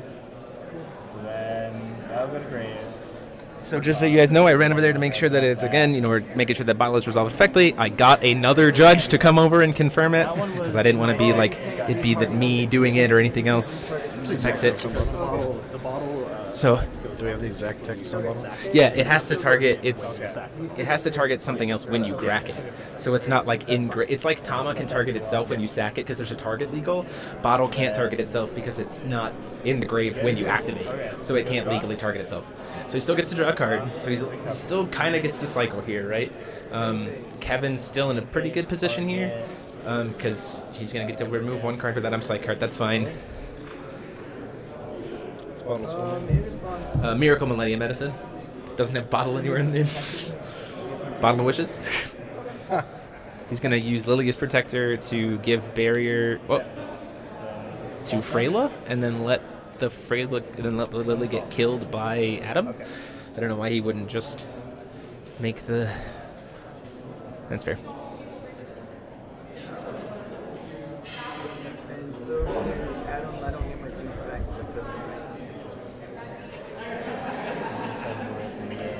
Making sure.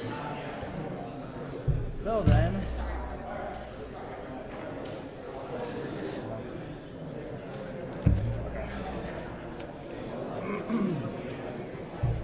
So Garrett can, because of that 1 bottle that I saw in the upper corner, he's doing he's paying the final battle to deal -8 here. So this is actually going to wipe the board. So that 1 final battle in the grave coming back, or final battle that he had, paying off. Freyla gets to survive. No, she does not. She only is... He can still burn with the stones, though, which now he's got to stick some... He's got to stick some, obviously, but he'll get to a point where he can. Play a release. A non-magic stone card from in your hand, but... Release to start recycling, yeah, so Garrett's able to kind of come back. I think because Kevin did Judgment rather than relying on his stones, I actually think it's going to come back to bite him here. Because if he had left all of his will open, called stone, and played a 1-drop, he would have had 2 sets of 4 Dark Elves. And 4 will to burn with. Time is 10 minutes left on Ryan. So in response to the first thing, burn in, mill it out in response to the bottle before draw, burn, mill them out, and it would have actually been enough. So now Kevin here has to try to stick a couple.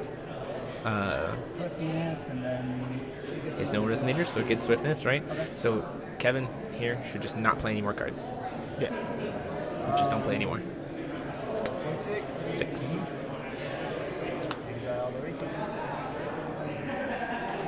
The problem here is with only 10 minutes, though, I don't know if... I think, yeah, the stream's a little correct. I don't know if Garrett has enough time to win this game. It's if at best it's a draw for Garrett. So... Well, no, it's not a draw. Well, almost. If he wins this game, and we go to game 3, Adam's slide card's now dead. But yeah, with everything that's burned, though, and he has no... Oh, he didn't leave up... Okay, he's playing the wrong stones. I think he's maybe forgotten that Demonic Soulstone burn stuff. Yeah, maybe. Potentially.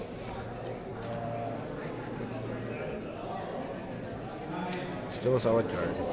Yeah, I don't think Tree has a way to win because he doesn't have any Rezards. He doesn't have any creatures.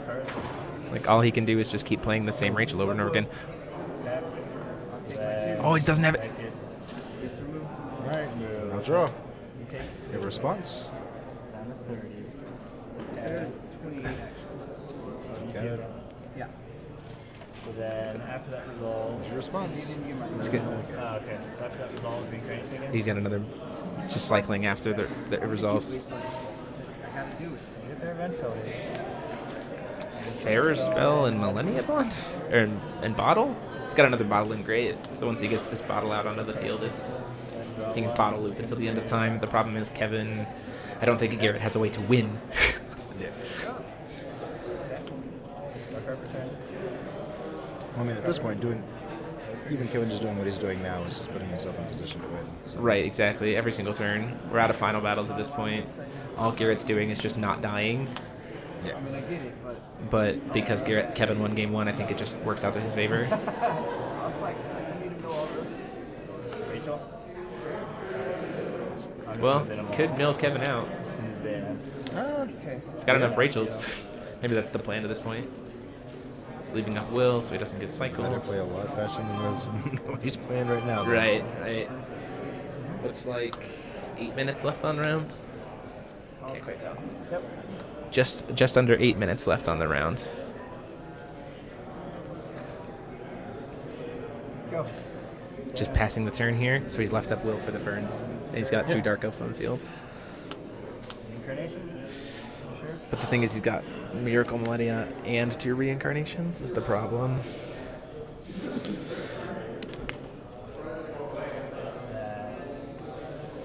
Now, if Kevin has some burn damage in his hand, too, then that's pretty good, right? He's going to recycle these 2 cards. You want to do draw?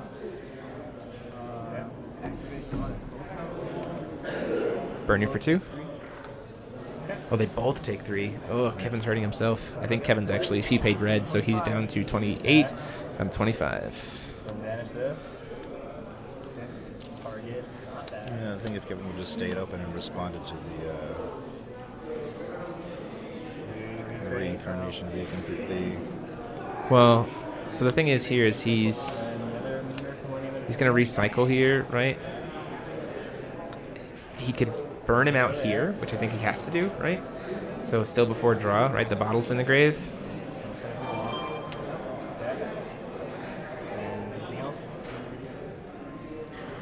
He's going to burn him again. Burn him for another 3. Okay. I'll get him out somehow. He does have another reincarnation to cast before upkeep. But he's lost both of his bottles at this point. But he has to grab a bottle from the RFG.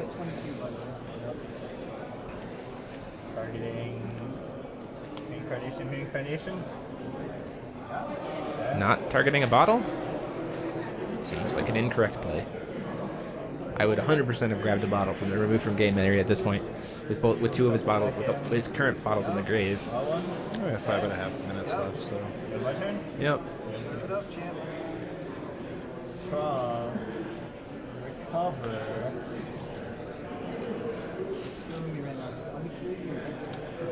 Can't let you do that. He's gonna play.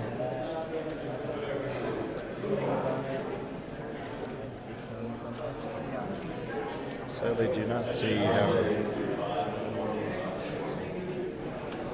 Another Rachel. Yeah.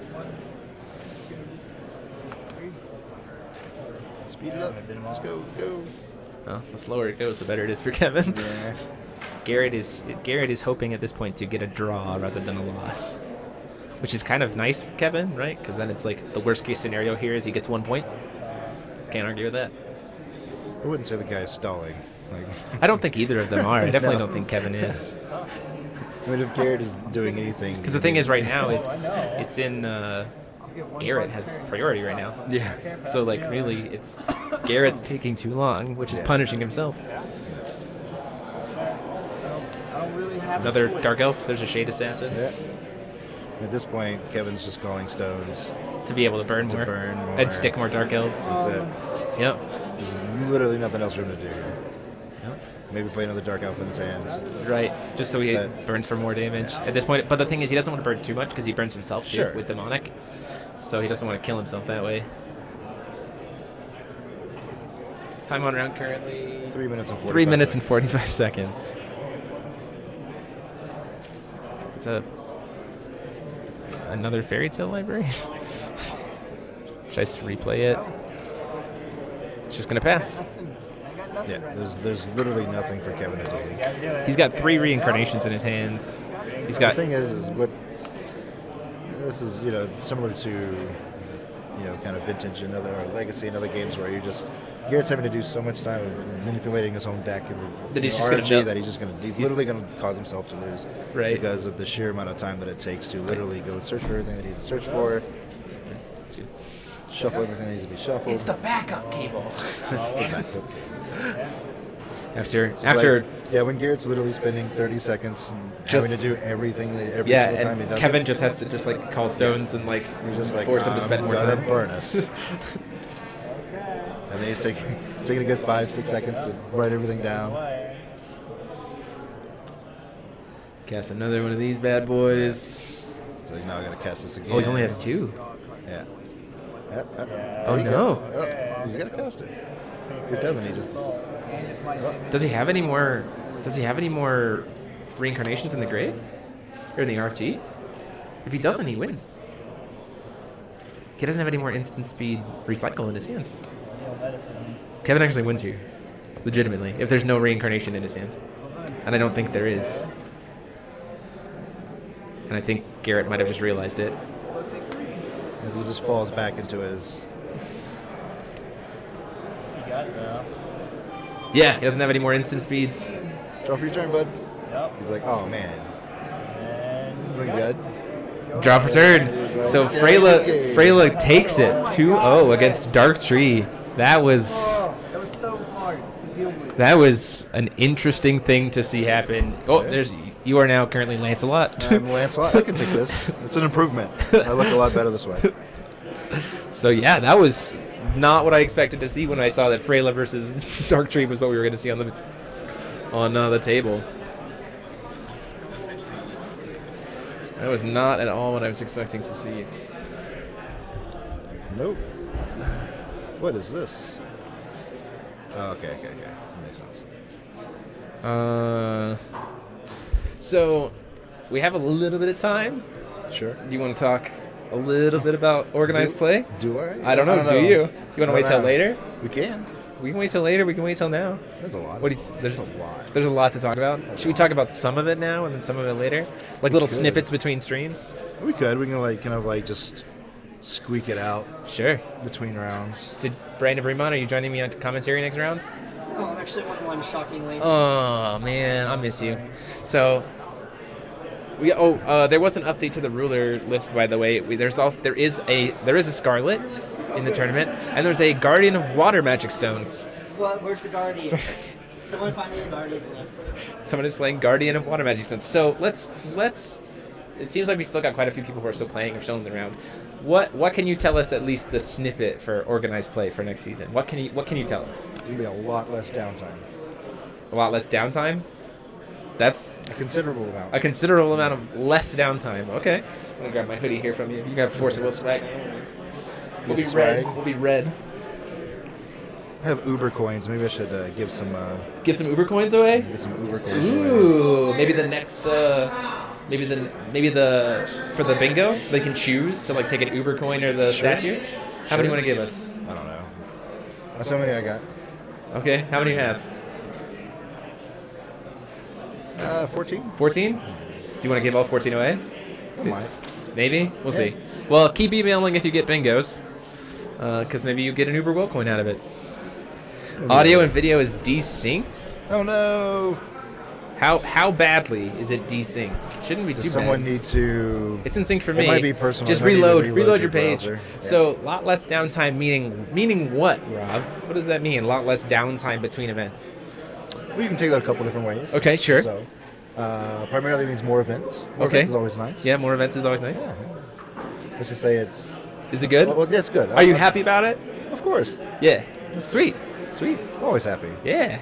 I think you've officially caused the street to lose their minds because now they're going to be like texting me constantly like, get more information. There's a lot of information. So maybe after next round, you can, if the next round finishes quicker, you can come over and we can do a little debrief more. So it's going to be really, really, really, really good for retailers. Let's put it that way. Really, really, really, really good for retailers. That's about all I can say right now. Okay. At least in this round. Okay. So. Sure. We'll come back. We'll have Rob's little snippets in the next round. So 58 viewers? Oh, man. Yeah, we have more viewers than you have GP attendees. Just by two. Just by two. Hey, but you know what? It's good. We're happy to have you guys joining us. It's been really good, and quality seems like it's been pretty good so far. I haven't really seen any dropped frames, so it's always nice. This is a pretty good space, too. Oh, yeah. I've really enjoyed this space. It's not too bad. People are hanging out. We got a vendor. We're going to be running side events later today? Yeah. Sweet. Winner boxes and other So we're doing like 6 rounds, right? Yeah. 6 rounds. So are we gonna, based on how the day goes, are we gonna try to shoot to push it to 1 day? No. You think we're gonna do 2 day? I like giving players a chance to rest sleep and yeah, sounds good. Play, well rested and get some practice in. So Sure. It's always the best. Yeah, awesome. Okay, well, I think for now we're gonna bounce. We can bounce. And chat has any questions? Yeah, you guys have any questions for Rob? I'm here all day. We're here all day. I'm the new hoodie. I'm the new hoodie guy. The new hoodie guy? Are you going to get 80,000 PMs? Yeah, I've already gotten a bunch. Where do I get a foul hoodie? Where do I get a foul hoodie? Where do I get a foul hoodie? I have one. I have my one. I don't have any more. I guess I have 3 technically, but I have the Canadian one, so those don't really count. Yeah, Alex and them did a good job on that. Yeah, they did. Yeah, I really like those. Really nice. Those are really good. Really I'm really nice. kind of disappointed I didn't get to go into any of the Canadian GPs this year. I had a really good time last year. Maybe next year I can stream for them. Yeah. Really good. But yeah, for now, let's see. Definitely gonna attend some next season. That's awesome. Sweet. That's really good. We're happy to have you. I'm looking forward to bringing more coverage. I know I'm already talking with people about what coverage is going to look like for next season, so that'll be sweet. I'm pumped. Oh, I got a promotion. You did? Yeah. Nice. Congratulations. You won't be seeing me though. No. It's bittersweet. No. We'll have to hear more about that when we come back next round. So, see you guys in a bit. It is what it is.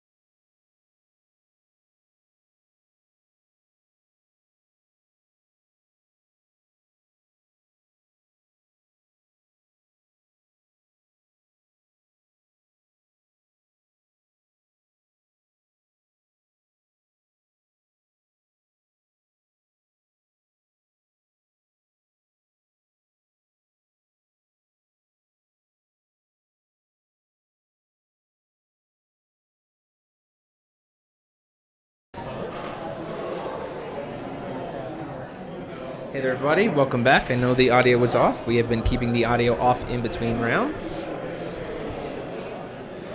Robert is not playing Freyla. I'm not sure what ruler he is playing as of yet, but I do know that Dane on the left, who's a player we've seen at GPs before, he's gone to Worlds a couple times, is playing Alhamat, as is his kind of gold standard. Looking forward to seeing some pretty fun stuff happening here.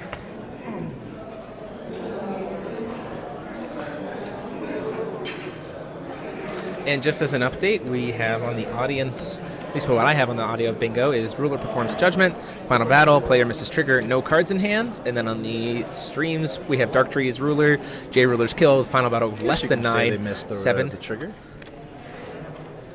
They didn't really miss it, they just completely misplayed it. No. Brandan Bremont missed a trigger. Oh, okay. He missed a. I come bearing gifts. He missed a Blazer drawing an extra card for the turn trigger. Pro player, been to Worlds twice, misses a freaking card that literally says draw an extra card. 7 cards in hand, 3 J Resonators attacking a turn, and a player concedes a game. That is what we are at there.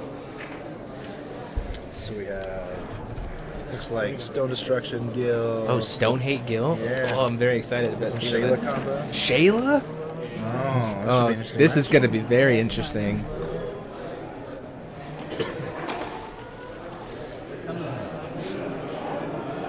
Oh, that does not look good, so we'll just say Shayla. I'm working on updates. This is the Mile High Showdown or something. What? Yeah, they're both from Colorado. Oh, interesting. Time on round has not started yet. Don't worry, guys. They're just rolling to see how things go. Begin 2d6 to see who goes first. Dane getting a 8 and 5, so Dane's going to be on the play. Stone Destruction Almond, that is interesting. And then this looks very much like, yeah, this looks pretty much like Victor Harris's list from Collinsville. That list was fun to watch. It was. Although I felt so bad for Victor getting paired up on stream against Zero. Like the ruler that literally says, flip this ruler, win the game, against the Umir combo list.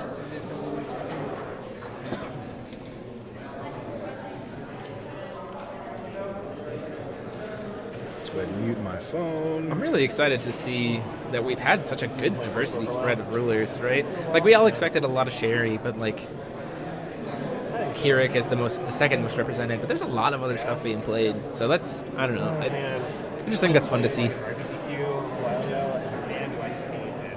It's so terrible.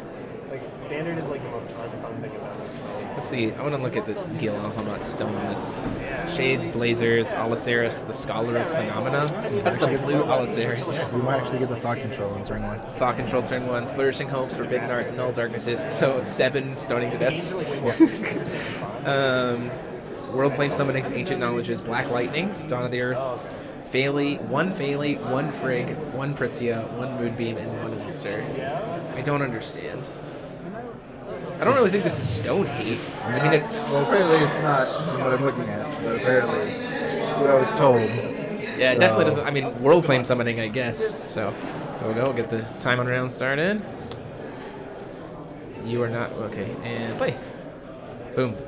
Time on round has begun. Starts with that So 1 I'd mana counter. absolutely love to see him double judgment this, but I don't think it's going to I don't think it's going to happen.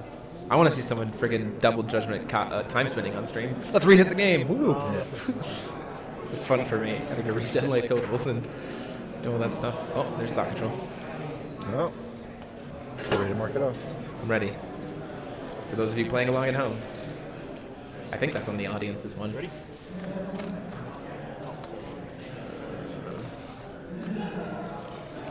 Thought Control. Boom. Yay. Oh, they only need a play dead to make a bingo.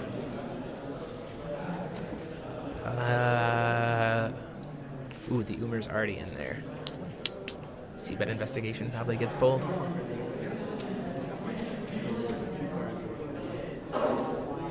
Just any mermaid?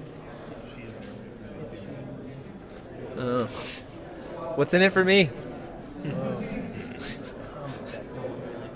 Our vendor. Huge thanks to our vendor, though, in all honesty. Geeky Games. Yep. Coming out to do the vending for us this weekend. Super awesome. Yeah, so if I'm in Dane's position right here, I'd probably grab the Seabed Investigation because it's the most like draw, right? It's 2 cards, like it replaces. So turn 1 Thought Control, but no Resonator to hit. No glints of insights for Dane either that I can see. The sideboard for Dane's list has glints in it.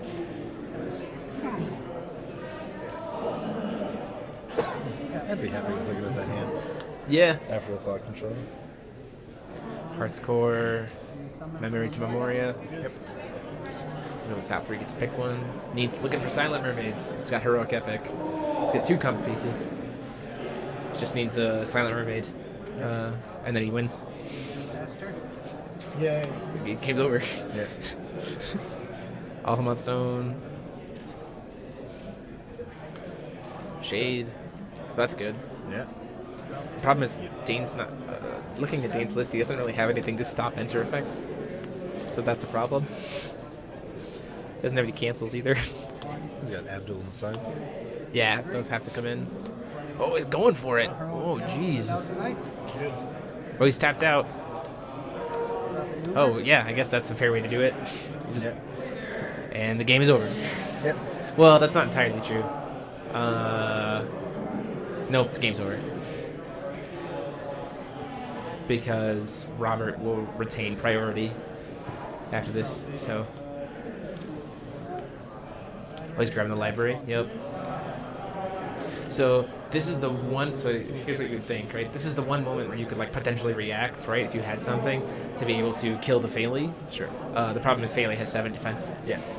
So, Shade can't kill it, and he can just banish the Flames of Nyarlathotep at instant speed, so... The combo occurs. Dane goes, yep. Yeah, that's all good. So unfortunately, at this point, there's nothing that Dane can do to just not die. So it makes me wonder if what is that a TARDIS token? I like it. That'll pass. I'll allow it.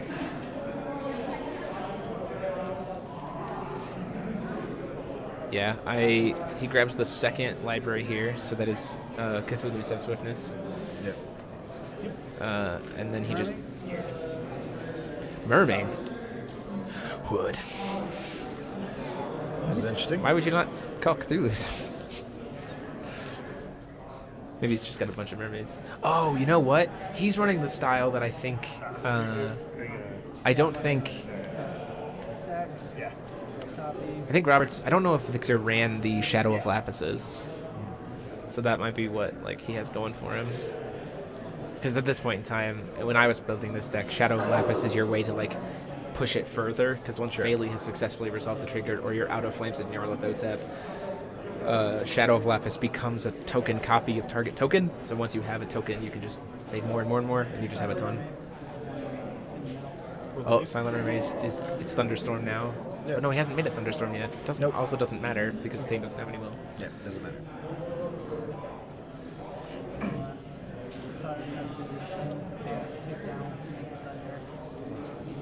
Now he can't cast anything. Yeah, Robert's explaining everything. Just gonna go do this. He has to grab another library, so he has a Cthulhu. Yeah. Does he play more than 2 libraries? Because if he doesn't, he made a mistake. He plays 3. Yeah. So here comes the third one. Another Silent Mermaid. Why are we not? I am confused. Yeah. The execution of the combo is a little bit interesting here, but just looking at the other artwork for Silent Mermaid here. Yeah, I feel.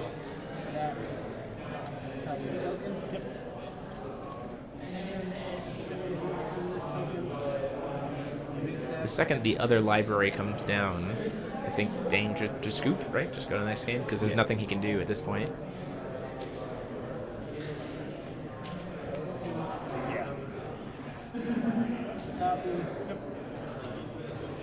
So many 8/8s. Yep. This is one of the reasons why, for my birthday, some friends of mine are getting together to play, and we instigated our own ban list where we each get to ban 2 cards. I banned Umir and Phaley. I banned them both. I said neither of these cards can be played, just because this is nonsense. Yeah. Oh, is the other library in his hand? Oh, that's Yeah, awful. probably. So he's just trying to swing a bunch of damage with Does he have enough mermaids to do lethal here? With the shade being able. Because if he doesn't, Dane could World Flame summoning in response to this. If he doesn't kill him this turn, because Dane has a World Flame in hand. So Dane will just World Flame and just nuke it all. So, like, that would be really funny. So 6. It's like, okay. See, there's the World Flame. Oh, I didn't even try it. That's unfortunate. I would have liked to see how that goes. He had 5 mermaids? No, it would have had been more than 5. But Dane just says, no, let's just go ahead and go to the next game. Because if Dane had sacrificed the shade to kill one of the mermaids, gains. Oh, yeah, actually, I think Dane could have won that. If I had counted the number of mermaids, because he could have used shade, killed one mermaid, stopped 6 damage, gained 6 life. Sure. Then the other mermaids wouldn't have been able to kill him, and then on his turn, he literally just goes Callstone, Resonance, World Flame Summoning, nuke the board for 1,000 damage at that point, or it's 800 damage, which still kills everything. That's a little sad to see that happen. But hey, I didn't have to change the life totals at all, so that's something, I guess. He named Mermaid because he had the library in his hand. So maybe he thought he was just going to try to grab a bunch of Silent Mermaids, I guess. I still think grabbing Cthulhu would have been the better one, because then you have the 8 damage. It's just 2 extra damage per swing.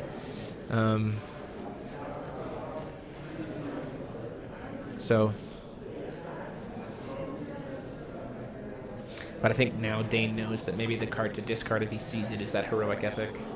Like, I'm looking at Dane's list.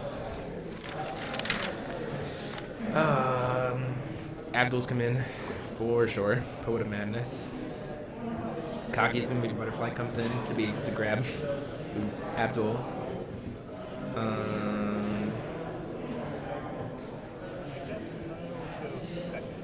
Glint of Insight, potentially. Destruction of the Portal would also be very good. Because he could pop the library after it tries to give swiftness and just steal it all. That could be a big part. Umir is a human? I thought he was a Cthulhu, so all those Umirs so then it didn't matter. Umir could also just swing in for a bajillion damage. I lied. So that's why he killed Mermaid. I always forget that Umir is human/Cthulhu and not just Cthulhu. Or whatever. Dane choosing to take the draw, which I think is... There's one library coming out. Is it Abdul? That's very good for Dane. Yep. Looking at Robert's list. He's got Heterokites in the sideboard, Thunder Waves. Nothing really... He's got 3 Thunder Waves in the main to be able to potentially deal with an Abdul. Shayla herself can just flip and kill something too. That's another out to an Abdul.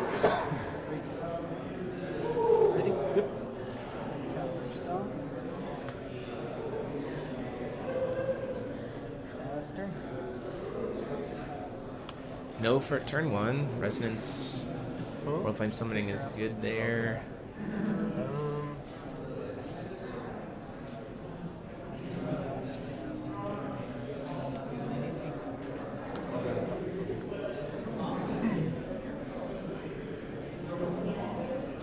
Heroic Epic. Yep. Yeah, he's like, you're hiding that over there. I don't think Robert was trying to hide it by any means, but it's still... He does see the Silent Mermaid, though, which is good for Robert. The problem becomes... Well, that's unfortunate. Can't catch a break. Take her up. Tap her stone. Gets another Hearth's Core there, which I legitimately think should still have been called Blasting Waves. To this day, I think that Blasting Waves and Hearth's Core should have been swapped for color, for name. World Flame. 800, yeah, that's a really solid play from Dane. Pushes the Silent Mermaid out of the way and gets him 1 stone out. And pushes him further away from being able to do the call. Yep. Good. Another thought control there, which sets up Dane really nicely. Another Hearth's Core.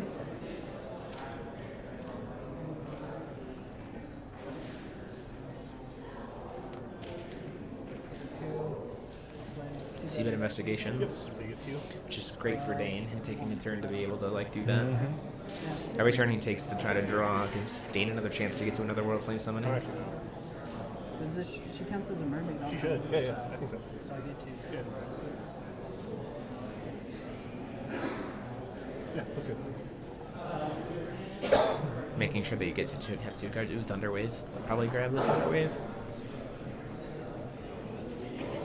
Yeah. Good. You don't really need the Phaley in the hand. You want it all. You want them all in the deck. Yep. Yeah, the thing that sealed it for me about the Hearthscore art was seeing the promo Dual Stone for Hearthscore was the blue-red dragon. It was like, this should have been Abdul Blasting Waves. Thought Control. Abdul Thought Control's solid. Oof. He's like, yep, where's it at? That's. I'd get rid of the Thunderwave here, if I'm being honest. He doesn't really care about the combo when Abdul's on board, and the Thunderwave's a removal spell. So, like, yeah. Would most to death get rid of the Thunderwave. Yeah, that's the right call. Like, your combo's great, but, like, if you don't have something to kill my Abdul succeeds in stopping it. Stone number 3. Finally seeing darkness, right?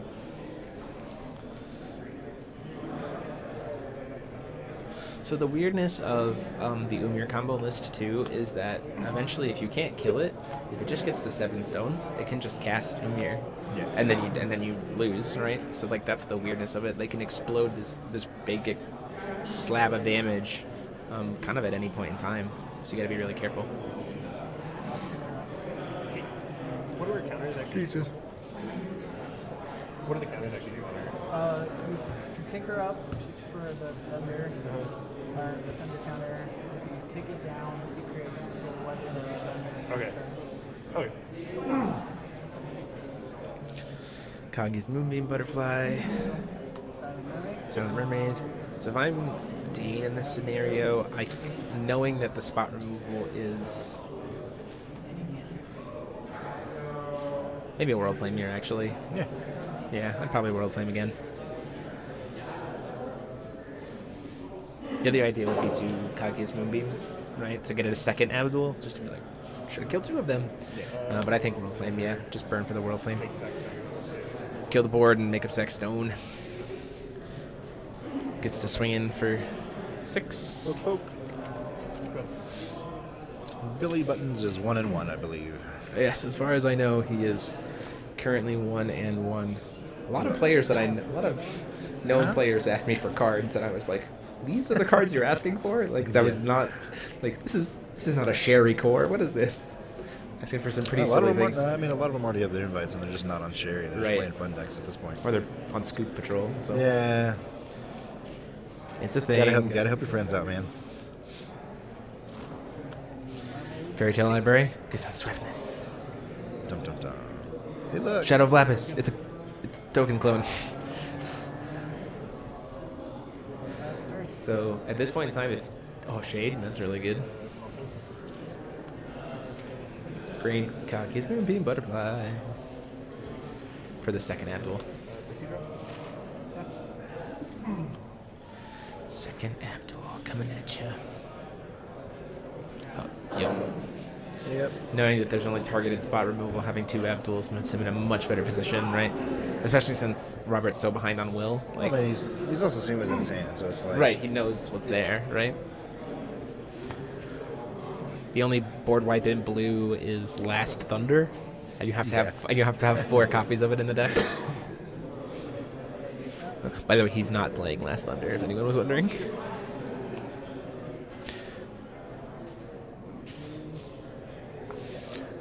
So Ruben, the idea of Scoop Patrol is you come into a tournament with already having an invite, right? And you come into a tournament hoping to play against your friends who still want to have an invite, so then you just concede the games and push up their rankings.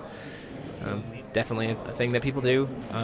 Shout out to Jeremiah and Quinn for coming with me to Toronto last year to help with that. Well, I mean, ideally you want to do it in the top 8, right? Right, ideally. That's you want to pair mostly, up. You see it a lot in teams, right, where your teammates are just trying to help teammates. So he's setting up combo pieces.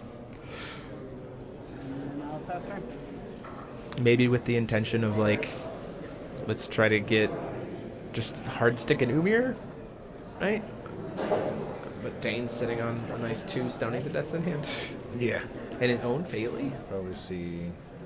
What? Yeah, he is playing a Phaley. I imagine it's to clone the Blazer? Yeah. Yeah. Some more stoning effects. Bye bye, blue creature. Might as well do it during the upkeep, right? Good old Stonings. I missed that card. I mean, we have it back twice now, but I missed the old Stoning to Death. It's going to be very, very hard for Robert to kind of... Yeah, I think Dane's definitely, like, pretty well established his board state at this point. Piling it on at this point. Get in for 12 here. Phaley. So now he can start...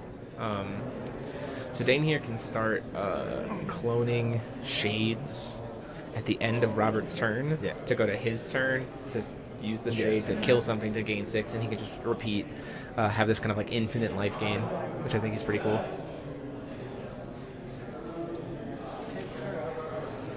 Because Phaley's clones die at the beginning of the end phase, like at that trigger, so then if you do it in the priority sequence after that, they survive until the next turn. That's one of the reasons why IMO clone combo does stuff. Shayla getting flipped over here. Something's gonna die. Yep.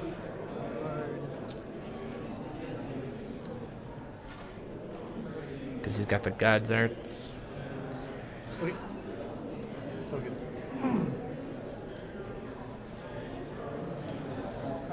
Draws a card, sees a Phaley. And Dane does have, has the Alhamad Stone, which can convert to red for Phaley's effect. Yeah. There we go. Shade. Do we think... Do we... as far as scoop, helping your teammates, right? It's not really that a point that it's not unethical. It's just... It's been a part of TCG history since going all the way back to '93. So it's, you want to see your friends do well. Your friends want you to do well. Oh, I know what Allosaurus that is now. Which one? It's the blue-red Vingolf Allosaurus. Oh, okay, okay.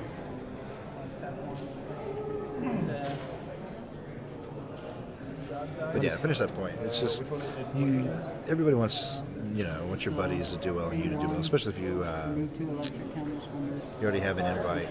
I mean, because at the end of the day, with TCGs, you have to come to play to win, and so it doesn't matter how you win. You just got to win.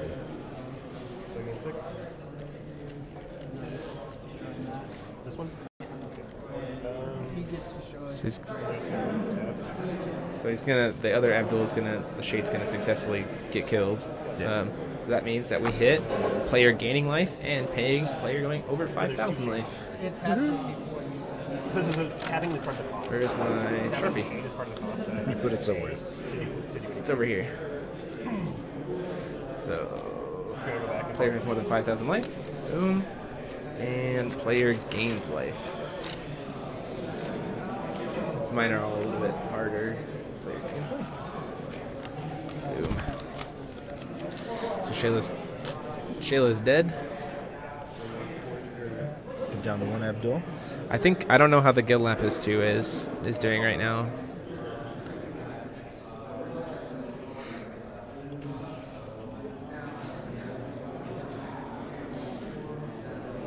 So here's the interesting thing that you can do with this deck too, with the Phaley and the Allosaurus.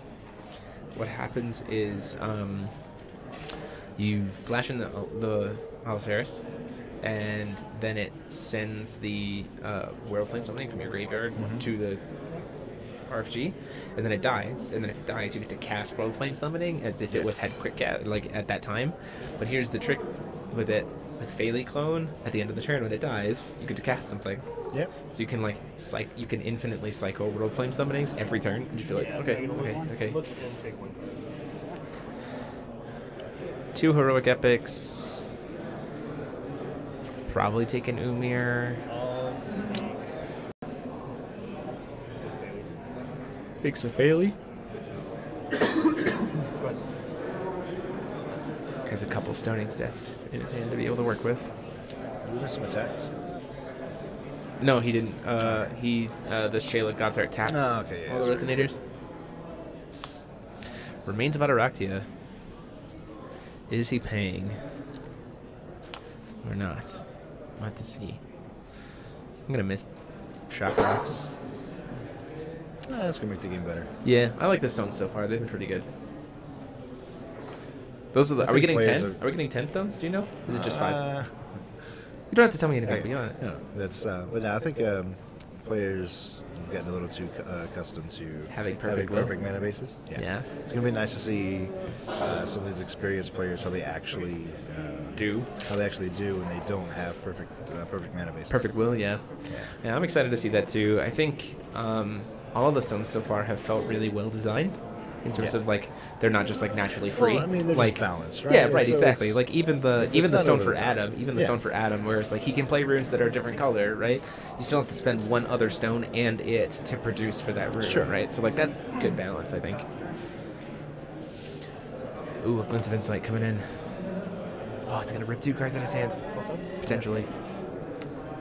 Magic Stone of Vaporization. Taking 3 damage there. 51, 2 shades gave me. Oh, sorry. I was at 52, so I should be at 49. Yep. Sorry about that. Yeah, just cast the Glint. Or you clone Blazer. I'll name the 1 red-black spell that puts a resonator in. I don't actually know the name of it, but. What are the other 2 cards? 2 more Umirs. I'll go ahead and precision attack. Good old precision. Everybody's favorite. Go ahead.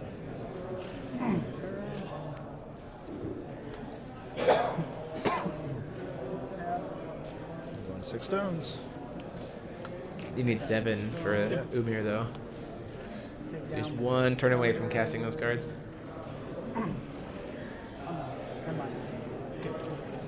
Getting lots of lag. It's probably personal. We dropped a few frames. It's not telling me anymore. Just, you might want to reload the page. We dropped 240 frames.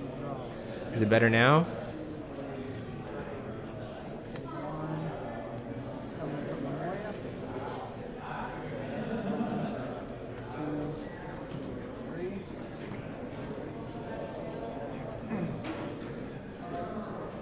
Had hiccuping on our end and then it died, then came back. So is it better now? Should look better now from you guys. Might have just had some. Looking at the status bar up top. It says we're doing okay. What did play? Okay, it's better now. Perfect. Thanks, guys. But I don't know what happened there. So Seabed Investigation's trying to do a little digging, hopefully trying to come back. The problem is Dane needs to like finish this game out. Yeah. Because he needs to try to win game 3.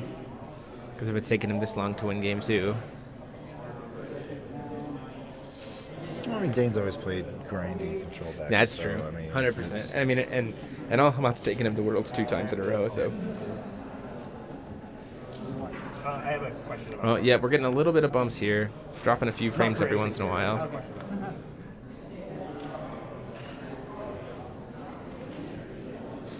Can I get a judge? Sure. Can I get a judge? Yeah. Cool.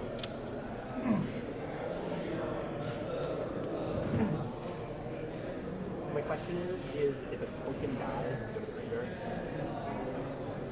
If a token dies, is it trigger? It's like an exit.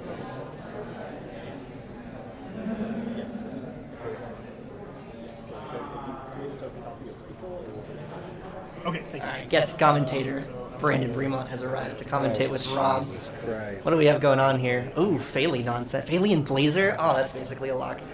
What is the opponent playing, though? Shayla Umar combo, it seems? Yep. Let you guys talk for a bit. Alright, so I don't think Shayla Umar can ever win through this lock, assuming that it... I just sat down and looked at it. Is the lock, like, established, do you know? It's close. It's close. How was your game, Brandon? I'm 2-1, sadly. Otherwise, I'd be here commentating for real. Yeah, this looks basically unwinnable for Shayla combo. But Shayla took the first game. Wow, that's a little surprising. Yep. It landed a turn two. Yeah, landed Oh, yeah, a turn sure. two. Okay, yeah. Dane tapped out for Shade. Sure. Robert goes, okay. Yeah. This game's over. This game's completely over.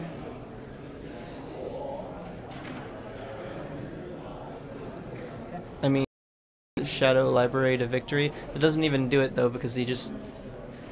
I assume this is before his recovery, right? I actually can't even tell what phase we're in. It's so hard to, like, grok what's going on just sitting down. I think we're in Dane's main. Drop it, Fred. Yeah, what is recovery? Draw. What? What's going on with that? I don't know. It's your phone. It's my phone. Are you sure you have a complete unlimited data in your mobile hotspot? I do? Oh, there's another I love the reassurance there. I mean, I would have said I was certain, but the way he said it was like, I know you don't. I was like, alright. Hey, Ruben. Hey, Oscar. I'm trying to figure out if there's any hope for this guy. Okay. Another role playing. Alright. Goodbye, everyone. I might see you later if I lose again. I'll try to look in to see what's going on with the internet. Role playing this game. Does he? I think so. Could be wrong. For the most part, we're doing good in terms of... I'm more worried about frame dropping right now. We're dropping some lag every now and then. That should be it. Yeah. Okay, scoop it up and we go to game 3.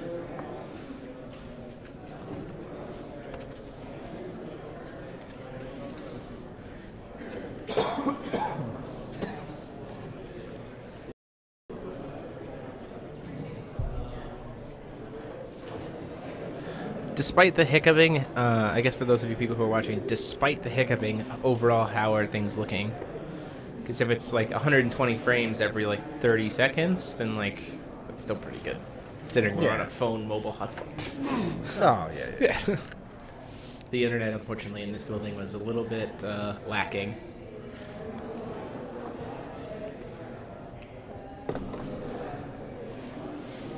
It's always hit and miss with conventions. And we try our best.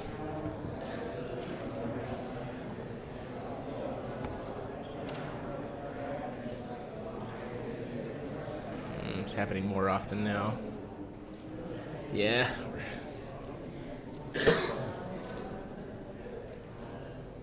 Come on. Let's stop dropping frames. Might have to stop and restart the stream here in a second.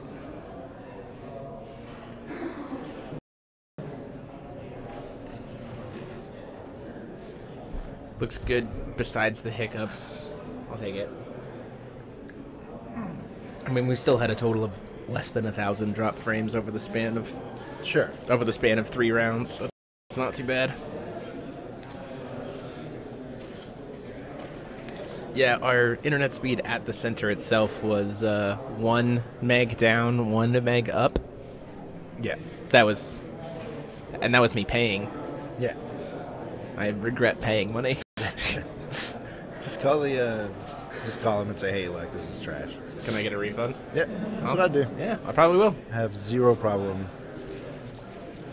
Not really chewing out convention centers, but this season has been we've dealt with some really interesting stuff this season.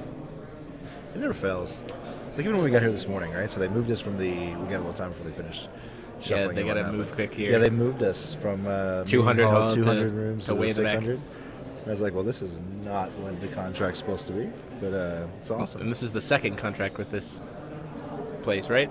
Yeah. You get here, there's no onboarder, no in-house manager on duty. Yeah, it was rough, but we're here. We're here. Yeah. We're here. We're playing.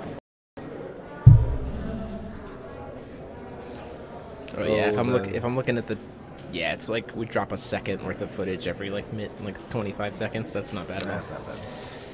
It's better than what we had season 1. The woes of a TO. All the stuff that no one ever really hears about. Is that a cut on that playmat? Where?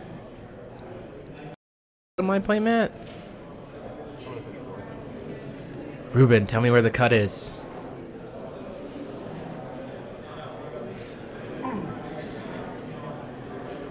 Although, to be honest, I do have a backup one of those coming my way.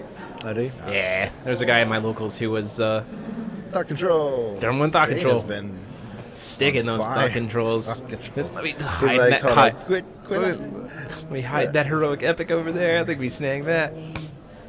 Okay, good. Jeez, I was like, we're just gonna go ahead and do that. We're just gonna take that heroic epic.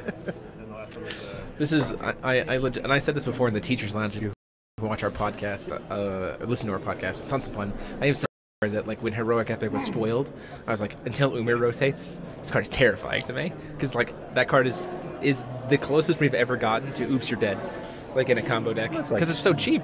It's like show and tell. Yeah. I have it. You have an answer? Nope. I win. Hey, I win. Good job. Yay for me. Well, Dane's off to a good start.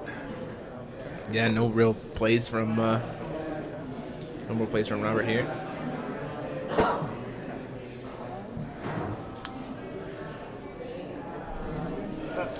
I do love how Dane's at 40,000 though. Oh yeah, I'm sorry. Whoops. I know he gained some life off the shade, but I didn't think he was getting that much to be carried over the next game.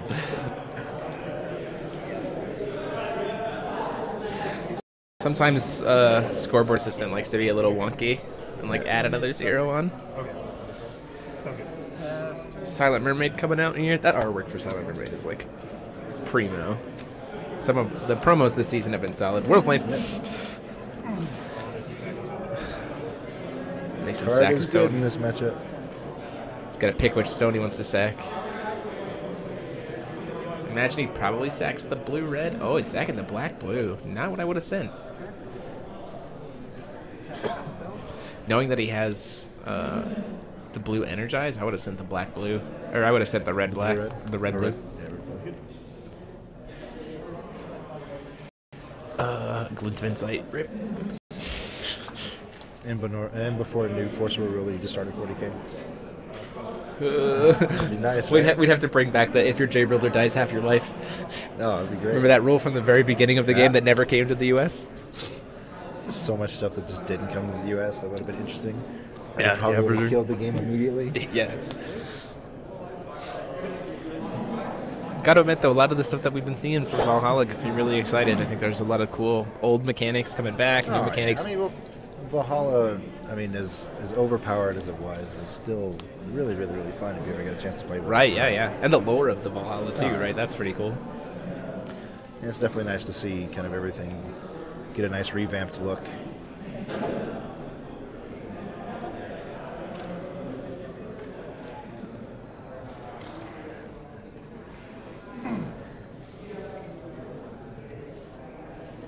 I'll try to figure out what's going on with the lag. The hope is that when it gets encoded up to YouTube later today, the video on demand wouldn't have lag because it should encode it. But ultimately, response to the Silent Mermaid coming in. This is what I'm talking about. This is great. So the thought control. So if that Allosaurus ever gets killed, he could cast that thought control right then. Yep.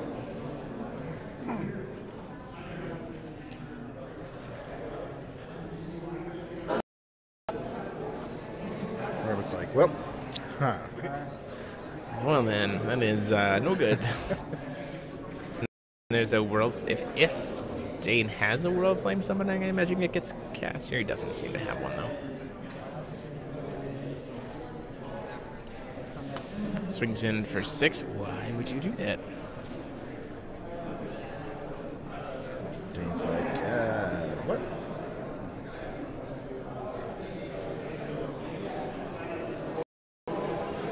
Maybe the thought is get in damage while you can, I guess. Yeah. Dane's like, Just take it. I mean, in Dane's defense, this gameplay is literally you're either alive or dead because of the combo, right? So like anything in between doesn't really matter.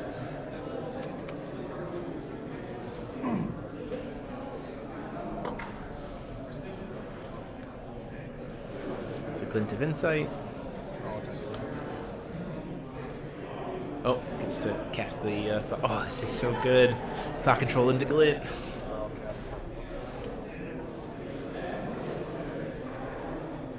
Take the Seabed Investigations, Glint of Insight, take Umir. Ta-da!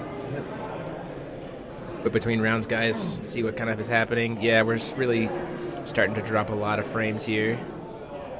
It looks like the stream just reset itself. Yep. So if you guys are missing the stream,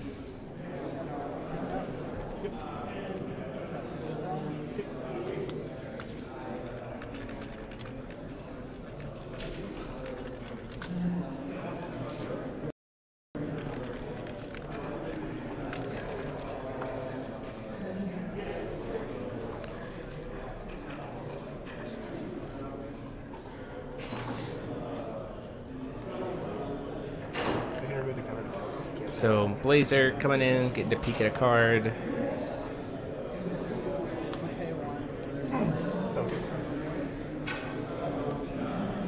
Final battle, not sure if that really does anything right now for Robert.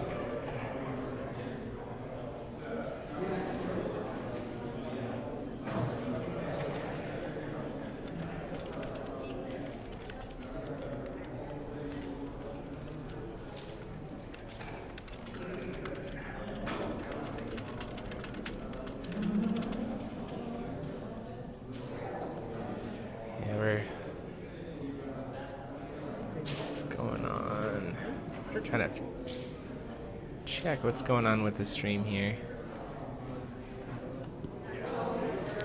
So the mermaid coming in off of the getting the Shayla to try to search for a mermaid.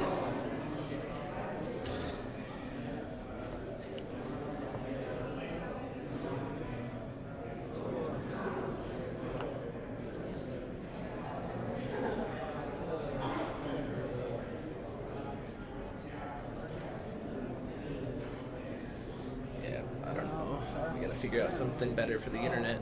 Then have to go offline for a bit. Come back. Well, we're just on a mobile hotspot right now, so or like on a phone. They do, but I'm not sure how good the quality is, so I'll have to take a look between rounds. World Flame Summoning, getting to wipe the board. Yep. Ruben still has your GP tablecloth apparently. Oh. He wants you to know.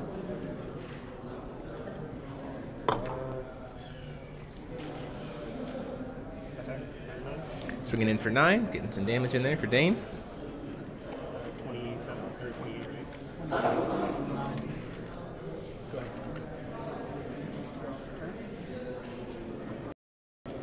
Looking pretty good for Dane. Dane's definitely been more in control this game than, like, having seen the combo, I think. Yeah. I think that's probably why Dane waited so long and just, like, let it all play out in game 1. Is like, it was already going pretty quick. And so this way he learned as much of the deck as possible so he knows the pieces so that in games 2 and game 3 he could just really crank it out. And he's also hit really well-timed World Flame Summoning, which has been excellent for him. Yeah.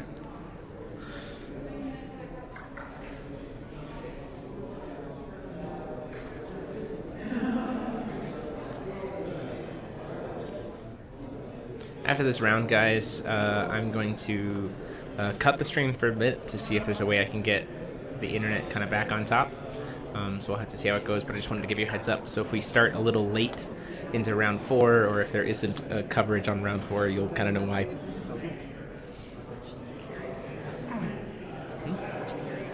Oh, it's Brandan Bremont's phone, it's not mine. He says he has unlimited data for upload for a hotspot, but I'm like, I don't know of any mobile provider unless you just have limited for a hotspot. Can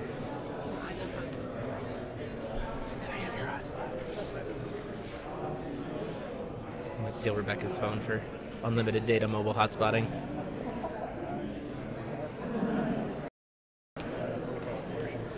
Oh yeah, Flourishing Hope during the end phase.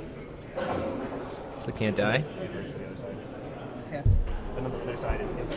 Then it becomes Burgeoning Despair on the on that other side.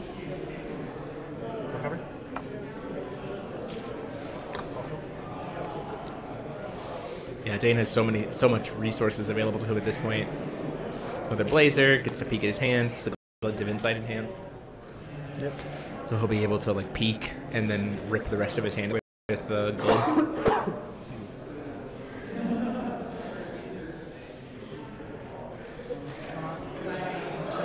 Thunder Wave in response. It's just going to get negated.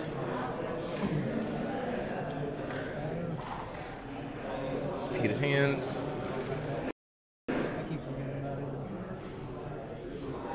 So Seabed Investigations is what I would pull here. Oh, that was not what I would have grabbed. I would have grabbed the Seabed Investigations, and then I would have Glint of Insighted to take the Mermaids.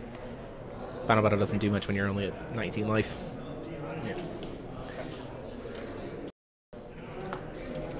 I think Dane's just trying to push it.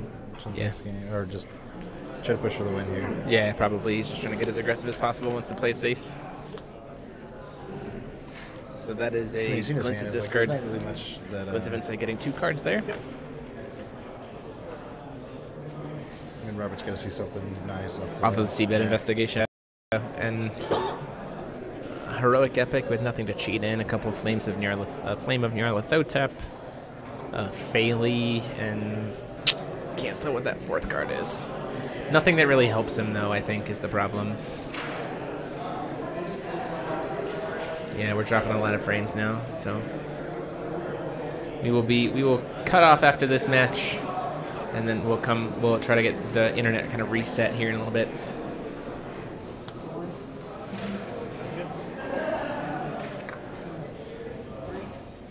Casting a second,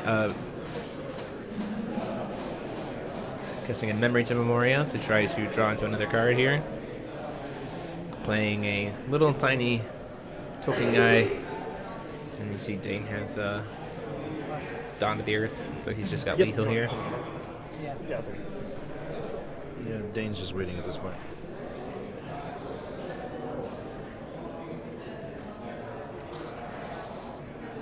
Not entirely sure why that card got pulled backwards. Well, did he have the right will? Yeah, it's a darkness. Oh. Maybe Robert has to take it back. Possibly. Flames of Nyarlathotep. Yep. Producing 3 red. He wanted to use it to play that to possibly cheat something in.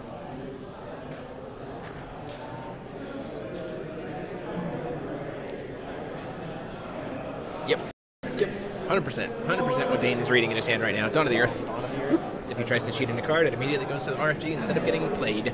It's the perfect counter, and at that point in time, Dane just wins. Yep. That's it. So we'll let this play out. Untap, swing. Yeah, there's enough damage there. It's 17 damage. Drop turn.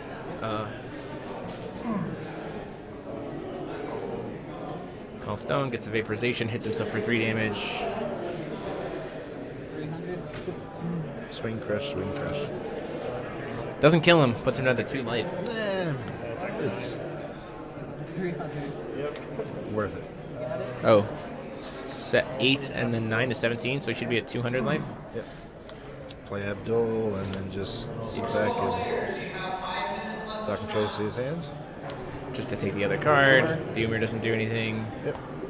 And at that point in time, that is game. Yeah, there's nothing really. He draws the cards. Yeah, Thunderwave, I guess. Sophisticated. He doesn't have enough will to play the Thunderwave and the Umir. Right? So all he can do is play Umir and hope he draws into something nice.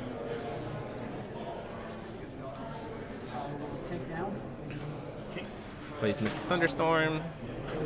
Casts the Thunderwave to kill the Abdul. Flourishing Hope. Maybe. Oh, it puts it back in his hand. Sorry. It's not a destroy. Thunderwave is a bounce. Drew into a Heroic Epic. Wow. What a draw. Heroic Epic in the 1000th night.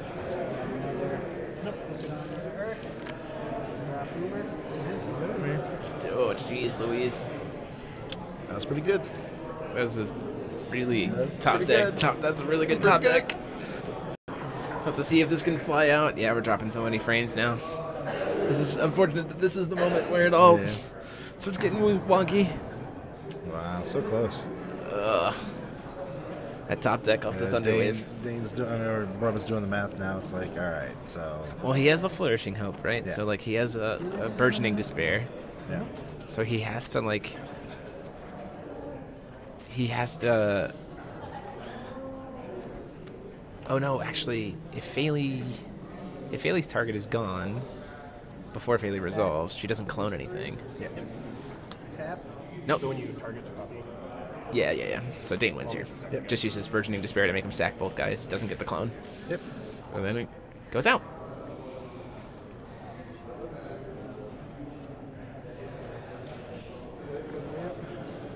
Well sacked. No clone. Looks at hand. Maybe. Yeah, passes the turn. Extends the hand. So there you go. So Dane takes it 2-1. We're going to stop the stream for now to try to change our internet up. We will see you guys back here in just a minute.